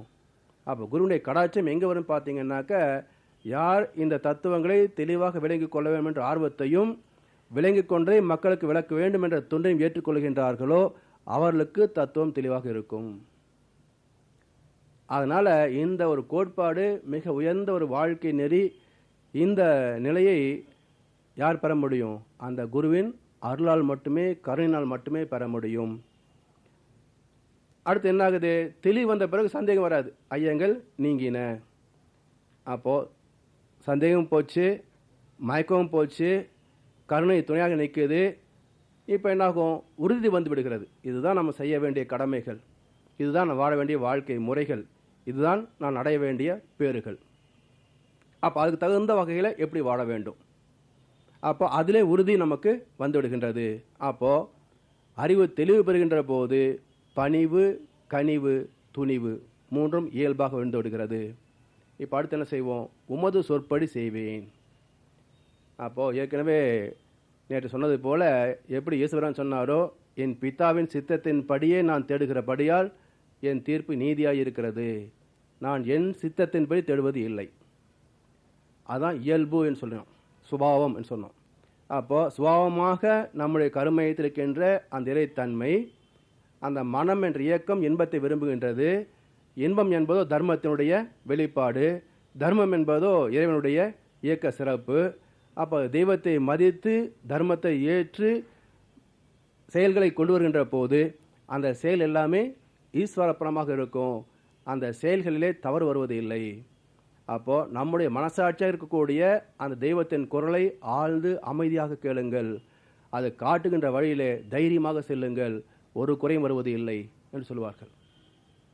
அதனால் அந்த தெளிவு சொல்லப்படுகிற இந்த ஸ்லோகத்தில் இப்போது அர்ஜுனுடைய சம்பாதனை முடிய போகுது. இப்போ அடுத்து என்ன வருதுன்னு பார்த்தீங்கன்னா, என்னாச்சுங்க, ஃப்ளாஷ்பேக்கில் முடிஞ்சு போச்சு. அடுத்து என்ன வரும்? ஏற்கனவே வந்த காட்சி வரணும் இல்லையா? அந்த காட்சி வருது. என்ன? திருதராஷ்டிரனுக்கு சஞ்சயன் விலக்கிட்டு இருந்தானே அந்த காட்சி. சஞ்சயன் சொல்கிறாரு, இங்கனம் வாசுதேவருக்கும் மகாத்மாவான பார்த்தனுக்கும் இடையில் நிகழ்ந்த மைக்கூச்சரியும் அற்புத சம்பாஷணை நான் கேட்டேன். இது எப்படி கேட்க முடிஞ்சது? வியாசருடைய கருணை இவனுக்கு தூரதிருஷ்டை கொடுத்தாரு, அதனால் அதை உபதேசம் பண்ணாங்க. வியாசர் அருளால் இந்த மேலாம் ஆழ்ந்த யோகத்தை தாமே சொல்லலுற்ற யோகேஸ்வரன் கிருஷ்ணனிடத்திலிருந்து நான் நேரே கேட்டேன். அடுத்த ஸ்லோகத்தில் கேசவார்ஜுனனின் வியப்புக்குரிய புண்ணிய சம்வாதத்தை நினைத்து நினைத்து நான் மீண்டும் மீண்டும் மகிழ்வடைகின்றேன். அதே போல் விஸ்ருப தரிசனத்தையும் பார்த்தானே சஞ்சயன். அப்போ அதை எண்ணி எண்ணி எனக்கு பெரு வியப்பு உண்டாகிறது, மேலும் மேலும் களிப்பும் அடைகிறேன். கடைசி ஸ்லோகம் அது வரக்கு முன்னாடி, சரி இதெல்லாம் கேட்டு சஞ்சயன் கேட்டான். கேட்டதெல்லாம் அப்படியே திருதராஷ்டிரனுக்கு விளக்கினான். அப்போது தத்துவங்கள் இப்போ 2-3 பேர் கேட்டிருக்கிறாங்க. பகவான் போதித்த தத்துவத்தை நேரடியாக கிருஷ்ணன் கேட்டான், தூரதர்ஷினியால் சஞ்சயன் கேட்டான், சஞ்சயுடைய வாயால் திருதராஷ்டிரனும் கேட்டான். இப்போ யாருக்கு ஞானம் வந்துச்சுன்னு அடுத்த கேள்வி பண்ணணும். 3 பேர் கேட்டிருக்கிறாங்க, இப்போ யாருக்கு ஞானம் வந்திருக்கு? சஞ்சயன் கொஞ்சம் நம்ம இதுமாரி ஞாபகம் வச்சுக்கிறேன் அப்படின்னு ஒரு கருத்து கொடுத்துருக்கிறாரு. திருதராசன் கேட்டதுக்கப்புறம் என்ன நினச்சிருக்கணும்? ஓ, யுத்தத்தில் வெற்றி பாண்டவ பக்கம்தான், அப்போ நம்முடைய சந்ததியெல்லாம் அழிய போகுது. அப்போ தெரிஞ்சுக்கிட்டு உடனே அதுக்கு தகுந்த நடவடிக்கை எடுத்துக்கலாம் இல்லையா? அப்போது அந்த நடவடிக்கை ஏன் எடுக்க முடியல? சோம்பலும் அறியாமையும் மமதையும் அகங்காரமும் எல்லாம் என்னங்க? தாமச குணம். அப்போ தாமச குணம் உள்ளவனுக்கு தத்துவத்தை போதித்தாலும் நம்ப மாட்டான். அவன் அதர்மத்தையே தர்மமாக சாதிப்பவன். அப்போ அங்கே பிரயோஜனம் படலை. விளைவு என்னாச்சு? தன்னுடைய மகனை திருத்துவதற்கு பதிலாக அவனுக்கு துணையாக நிற்கிறான். கடைசியில் முழுக்க முழுக்க அழிந்து போகிறது. சரி, இவர் கேட்டார முழுக்க முழுக்க சந்தேகமெல்லாம் கேள்விலாம் கேட்டு நேரடியாகவே கேட்டான் அர்ஜுனன். இப்போ ஏற்கனவே சொன்னது போல அர்ஜுனன் மனிதனுடைய மனதுக்கு ஓமானம். இப்போ மனதுக்கு நம்ம இப்போ ஒரு மாதம் தத்துவத்தை கேட்டுட்டு இருக்கிறோம். இப்போ நம்ம மனசுக்குள்ள என்ன தோணுதுங்க? இது மாதிரி வாழ்க்கை கஷ்டமா, இப்படியே வாழ்ந்துடலாம், நல்லா தான் இருக்குது அப்படின்னு நினைக்கிறோம். நாளைக்கோட கிளாஸ் இருக்காது, ஞாபகம் வரும். நான் நேரத்துக்கெல்லாம் கிளாஸ் போயிட்டு இருந்தோம் இல்லை, நல்லா இருந்துச்சு ஞாபகம் வரும். ஒரு வாரம் கழித்து ஞாபகம் கூட வராது. அப்புறம் என்ன பண்ணுவோம்? பழசே பண்ணிவிடுவோம். அதுபோல் இவ்வளோ நேரம் இவ்வளோ தூரம் 700 ஸ்லோகங்களை தத்துவத்தை கேட்டுட்டு இந்த அர்ஜுனன் என்ன பண்ணினா அப்படின்றத குருட்சேத்திர யுத்தத்தில் பார்க்கணும். ஏன்னா இதுக்கப்புறம் தான் குருட்சேத்திர யுத்தம் ஆரம்பிக்குது. இறைவன் நம்ம சோதனை பண்ணிகிட்டே இருப்பான் இல்லைங்களா? நம்ம செய்யக்கூடிய வகையிலேருந்து தெளிவாக இருக்கிறோமா இல்லைன்றதை இறைவன் சோதிப்பான். ஆரம்பத்தில் என்ன பண்ணார்? 2 படைகளுக்கு இடையே தேரை நிறுத்துன்னு சொன்னால் இவர் எங்கே நிறுத்தணும்? பேசாமல் எங்கேயாவது நிறுத்திக்கணும். கொண்டு போய் கரெக்டாக எங்கே ஆப்பு வச்சு வந்து அழுவானோ அங்கே நிறுத்தினார். துரோணாச்சாரியாருக்கும் பீஷ்மாச்சு முன்னாடி கொண்டு தேர் நிறுத்து, பார்த்தா கொஞ்சம் பாரு அப்படின்னாரு. இப்போ எல்லாம் சொல்லி முடிச்சுட்டு 10 நாள் யுத்தம் நடந்தாச்சு. பீஷ்மாச்சாரியார் வந்து அம்பு படுக்கையில் படுத்தாச்சு. பீஷ்மாச்சாரியர் யுத்தத்தில் இருக்கிற வரைக்கும் நான் வரமாட்டேன்னு சொல்லி கர்ணன் அவனுடைய சபதம். அப்போ பீஷ்மாச்சாரி விழுந்த உடனேயே 11ஆவது நாள் கர்ணன் யுத்த களத்துக்கு பிரவேசிக்கிறான். அன்றைக்கு துரோணாச்சாரியார் வந்து தளபதியாகவும் கர்ணன் முதல் முறையாக யுத்த களத்தில் வருகின்றான். அர்ஜுனுக்கு அவனுக்கு தான் ரொம்ப எளியும் போன மாதிரி. உடனே கிருஷ்ணா தேரை கொண்டு போய் நிறுத்து, அந்த இவனை வந்து நம்ம இன்னைக்கு முடிச்சிடலாம் அப்படின்றான். இவர் என்ன பண்ணார்? நிறுத்த சொல்ல தூரத்தில் நிறுத்திக்கலாம், எல்லாம் அஸ்திரம் தானே, அது பாடி எவ்வளோ போகும். இவர் என்ன பண்ணார்? தேரை கொண்டு போய் கரெக்டாக நிறுத்தினார். 3 அடி தூரத்தில், ஒரு வில் தூரத்தை நிறுத்தினாராம். முதலாக கர்ணனை நேரடியாக சந்திக்கின்றான் அர்ஜுனன். இதுக்கு முன்னாடி நேரடி பார்க்கவே கிடையாது. கர்ணனுடைய முகத்தை பார்த்த உடனே காண்டிபத்தை கீழே போட்டான். இவருக்கு தெரியும் என்ன நடக்கும்னு. இறைவன் தெரியாத கதையா? திரும்பி பார்த்தா, என்ன அர்ஜுனா, ஏன்னோ வீரமாக பேசுன, காண்டிபத்தை கீழே விட்டுவிட்ட, என்னாச்சு அப்படிங்கிறாரு. என்ன செய்வேன் கிருஷ்ணா, கர்ணனுடைய முகத்தை பார்த்தா என் அண்ணன் தர்மனை பார்ப்பது போல் இருக்கிறதுன்னா. கிருஷ்ணன் சொன்னார், ஒருவேளை அண்ணனும் என்னவோ, ஒருவேளை அண்ணனும் என்னவோ, சரி வா அப்படின்னு கூட்டி நேரம் பாசறைக்கு வந்துட்டார். தர்மன் கேட்குறான், ஏன் நான் திரும்பி வந்துட்டேன் யுத்தம் பண்ணாமல் அப்படின்னு. இவர் நடந்தது சொன்னார். உடனே தர்மன் கேட்டான், அர்ஜுனா உன்னோட வீரம் என்னாச்சு, உடைய காண்டிபம் என்ன செயலற்று போச்சா அப்படின்னாரு. உடனே காண்டிபம் தூக்கி தர்மனை குறி பார்த்தான். என்னடா இது, பகை முன்னாடி கொண்டு நிறுத்தினா அண்ணம்மா இருக்கிறான்ற, அண்ணன்மலை கொண்டு நிறுத்தினா காண்டிபத்தை நேற்ற, என்ன குழப்பம் இது என்னார். இல்லை, யார் என்னோட காண்டிபத்தை பழித்து பேசினாலும் அவர் நான் வந்து தண்டிக்க விட மாட்டேன்னு சபதம் வச்சிருக்கிறேன்னா. அப்போது மனிதனுடைய மனம் எத்தனை பக்குவப்பட்ட மாதிரி தெரிந்தாலும் சந்தர்ப்ப சூழ்நிலைகள் வாய்க்கின்ற போது சலனம் சபலம் மாட்டிக்கும். சரி, ஒரு தடவை மறுபடியும் என்ன பண்ணான்? அபிமன்யும் சிக்கிக்கிட்டான், செத்து போயிட்டான். யார் காரணம்? ஜெயத்தில் மீண்டும் வியூகத்தை அடைச்சது தான் காரணம். உடனே என்ன பண்ணான்? யோசிச்சிருக்கணும். சரி, ஏற்கனவே இறைவன் சொல்லியிருக்கிறான், எது எப்பப்போ நடக்கணுமோ என்னுடைய விதிப்படி அது அப்பப்போ நடக்கிறது. நீ கருவிதான், நீ கர்த்தா இல்லைன்னு சொல்லியிருக்கான் இல்லையா? 700 ஸ்லோகத்தில் விளக்கியிருக்கிறார். அப்போ அதை ஏற்றுக்கொண்டு அதை மனசில் தெளிப்படுத்திருக்கணும் இல்லையா? அதுக்கு பதில் என்ன பண்ணா, அபிமன்யு செத்து போயிட்டான்னு செய்தி கேட்ட உடனேயே யார் காரணம்னு கேள்வி கேட்டான். நாளை அஸ்தமனத்துக்குள்ளாக ஜெயத்ரதனை கொன்றே தீருவேன், இல்லை என்றால் நான் தீயில விழுந்து செத்து போயிடுவேன். இது சாத்விகமா ராஜசா தமசா? இது ராஜச குணம். இது பத்தாத துரியோதனுக்கு ஜெயத்ரதனை கூட பத்திரமா வச்சுக்கிட்டான் உள்ள. இப்போ என்ன கருத்து வருதுன்னு பாருங்க. ஜெயத்ரதன் ஜெயத் ரதன், ரதம் என்பது எண்ணம், மனம். அப்போ மனதை ஜெயித்தவன் ஜெயத்ரதன், அவனுக்கு எண்ணம் கிடையாது.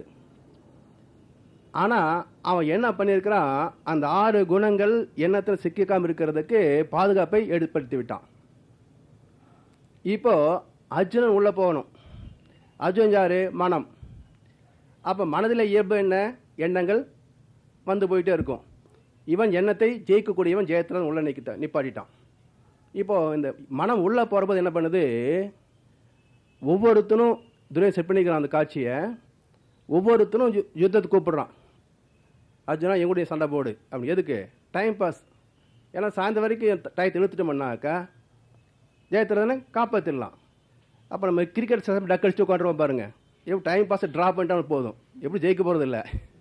அதனால் எப்படி கொஞ்சம் நேரத்தை இழுத்து பிடிச்சி ட்ராப் பண்ணிட்டோம்னாக்கா பரவாயில்ல, ஒரு திருப்தி தானே அப்படி மாதிரி.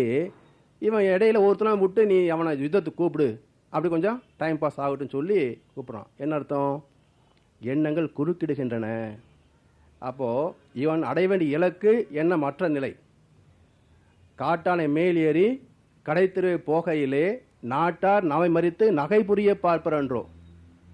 என்னை விட்டு நீ போயிடுவையா அவ்வளோ சீக்கிரம், நாங்களும் உங்களை விட்டுருவோமா அப்படின்னு 5 புலஞ்சின்பங்கள் இந்த மனம் பக்குவமடைவதற்கு முயற்சி செய்கின்ற போது இவனை எள்ளி நகையாடுகின்றது, கிண்டல் பண்ணுறது.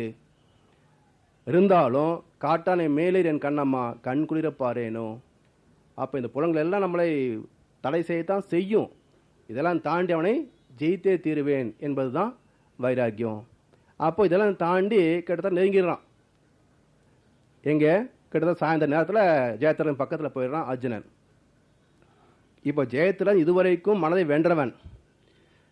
ஆனால் கொஞ்சம் விழிப்பு தவறினாலும் மாயையில் சிக்கிக்கொள்வது இயற்கை நீதி.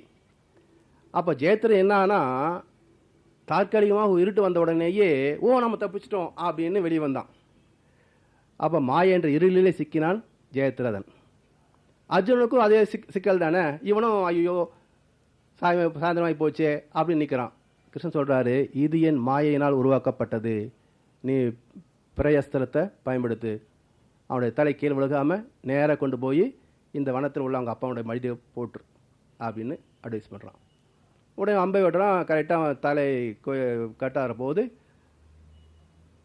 விலகி போகுது, சூரிய வெளிச்சம் மீண்டும் வந்து போகுது. அப்போது மாயை என்ற மயக்கம் அறிவு கொஞ்சம் விழிப்பு தவறினாலும் பக்குவம் அடைந்தவனையும் கவுத்து விட்டு விடுகிறது. அப்போ ரதனாக இருந்து பிரயோஜனம் இல்லை, அவன் ஞானியாக வேண்டும், சன்னியாசியாக வேண்டும். அப்போ தான் ஜெயிக்க முடியும். அப்போ ஒவ்வொரு காட்சியையும் எப்படி கொண்டு வந்திருக்காங்க பாருங்கள். அப்போ 2 முறை அர்ஜுனன் கடமை தவறி விட்டான். ஆனால் இந்த இடத்துல கீதை கர்ணனுக்கு போதிக்கப்படவில்லை. கர்ணனுக்கு அது தெரியவும் தெரியாது. ஆனால் அர்ஜுனத்தோட சொந்த தம்பின்றது யுத்தத்துக்கு முன்னமே அவனுக்கு தெரியும்.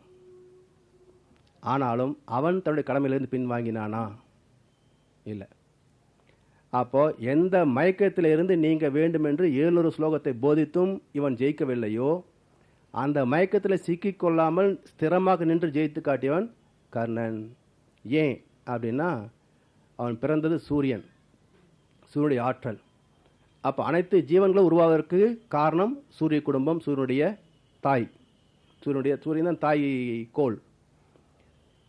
அப்போது அந்த சூரியனுக்கு பிறந்தவனை வளர்த்தது யாரும்? தேரோட்டியினுடைய ஒரு தேரோட்டி தான் வளர்த்தான். அப்போ தேரோட்டி என்பவர் யாருன்னா ரதத்துக்கு சாரதி. அப்போ இந்த உடல் ரதம், அதை செலுத்துகின்ற சாரதி அறிவு. அறிவு கர்ணனை வளர்த்ததுனால அவனிடத்துல சலனம் இல்லை, சபலம் இல்லை. அப்போ தெளிவாக நின்று தான் செய்ய வேண்டிய கடமையை நிறைவாக செய்தான். அதனால் அவன் விஸ்வரூப தரிசனத்தையும் கண்டான். அது நிறைவான விஸ்வரூப தரிசனம். அப்போது அர்ஜுனனை விட கீதை காட்டிய வாழ்க்கையிலே வாழ்ந்து காட்டியவன் கர்ணன். அப்படி பல கதாபாத்திரங்கள் மூலமாக வாழ்க்கை தத்துவங்களை மிக அற்புதமாக விளக்கி காட்டி, அந்த அனைத்து தத்துவங்களையும் விளக்க முடியாத ஒரு மறைபொருள் தத்துவம் அறிவு, மனம், உயிர் என்கின்ற விளக்கங்கள். அதை குறிப்பிடுவதற்காகவே வியாச பகவான் தனியாக 700 ஸ்லோகங்களை எடுத்துக்கொண்டு அந்த அறிவையும் மனதையும் உயிரையும் ஆத்மாவையும் இது அனைத்தும் சேர்ந்த அந்த குணாம்சங்கள், சத்வ ரஜஸ் தமஸ் என்ற குணாம்சங்களை எல்லாம் விளக்கி காட்டி, இந்த மனிதன் தெய்வத்தன்மையோடு வந்தவன், தெய்வத்தன்மை அடையக்கூடிய ஆற்றலும் திறமையும் உடையவன், இவனுக்கு இருக்கின்ற அந்த மாயை நீக்கிவிட்டால் போதும் இவன் மறந்து விடுவான் என்று சொல்லி இந்த கீதையை அவர் அருளிருக்கின்றார்கள். அப்போ ஒவ்வொரு மனிதனும் இந்த கீதையுடைய தத்துவங்களை புரிந்து கொள்கின்ற போது இதே தத்துவங்களை எல்லாம் நம்ம வெற்றி பெறக்கூடிய வகையிலே ஏற்படுத்தி கொடுக்கின்ற போது அந்த தத்துவத்துக்கு மனவளக்கலை என்று பேர். அப்போ கீதையில் என்னெல்லாம் கொடுக்கப்பட்டிருக்கிறதோ அந்த பக்குவத்தை பெற வேண்டும் என்றால் நமக்கு அகத்தாய்வு வேண்டும். அகத்தாய்வு இல்லாமல் சத்துவ குணத்தை ராஜசமாக்க முடியாது, ராஜச குணத்தை சத்துவமாக்க முடியாது, சத்துவ குணத்தை நிர்குணமாக்கிறதுக்கு தவம் செய்ய முடியாது. அப்போ தவமும் அகத்த பயிற்சியும் இரண்டும் இணைத்தால்தான் இந்த குணங்களை சத்துவ குணங்களாக மாற்ற முடியும். சத்துவ குணங்கள் மாற்றிய பிறகு தவத்தின் மூலமாக நிர்குணத்திற்கும் போக முடியும். அப்போ கீதை காட்டிய பாதையிலே வாழ்ந்து காட்டுவதற்கு வந்த நூல் வேதத்திரியம். அதனால் வேத வியாசர் என்ன உணர்ந்தாரோ வேதத்தின் மகர்ஷியும் அதையே தான் உணர்ந்திருக்கிறார்கள். 2 பேரும் சொல்லக்கூடிய கருத்துக்கள் வேறு வேறு அல்ல, ஒரே கருத்து தான், ஒரே வாழ்க்கை நெறிதான். போதிக்கப்பட்ட முறை தெளிவானது. அப்போது இன்றைக்குள்ள காலகட்டம் அப்படி இருக்குது. விஞ்ஞானபூர்வமான காலம், அறிவுபூர்வமான காலம். அப்போ மனிதனுடைய அறிவின் சிறப்பை கொண்டு வாழ்க்கை மேன்மைகள் அனைத்தையும் பெறக்கூடிய வகையிலே விஞ்ஞானபூர்வமாகவும் அறிவுபூர்வமாகவும் ஆதாரபூர்வமாகவும் இயற்கை தத்துவங்களை, இறை சத்தியத்தை, வாழ்க்கை நெறிகளை நமக்கு வகுத்து கொடுத்திருக்கின்றார்கள். அந்த வகையிலே இந்த சிந்தனை என்பது மகிழ்ச்சியுடைய தத்துவத்தினால் விளைந்த ஒரு அற்புதமான முத்து. அதனால் கீதை வேறு ஏதோ புதிதாக சொல்லவில்லை என்பதும், கீதையில் உள்ள கருத்துக்கு வேதத்தில் முரண்படவில்லை என்பதும் நிரூபிப்பது தான் இந்த குருமாத முயற்சியினுடைய நோக்கமே தவிர வேறு எதுவும் இல்லை. அந்த வகையிலே இந்த கருத்துக்களை மேலும் மேலும் நாம் சிந்தனைக்கு எடுத்துக்கொண்டு மகிழ்ச்சி அவர்கள் அருளிருக்கின்ற மனவளக்கலை வாழ்க்கை பயிற்சிகளை நாம் மேற்கொண்டு ஒவ்வொருவரும் மகிழ்ச்சி சொல்லக்கூடிய வகையிலே ஒரு வேதத்தில் மகிழ்ச்சியாக மாற வேண்டும் என்ற ஒரு நினைவோடு இந்த சிந்தனையை நிறைவு செய்கின்றோம்.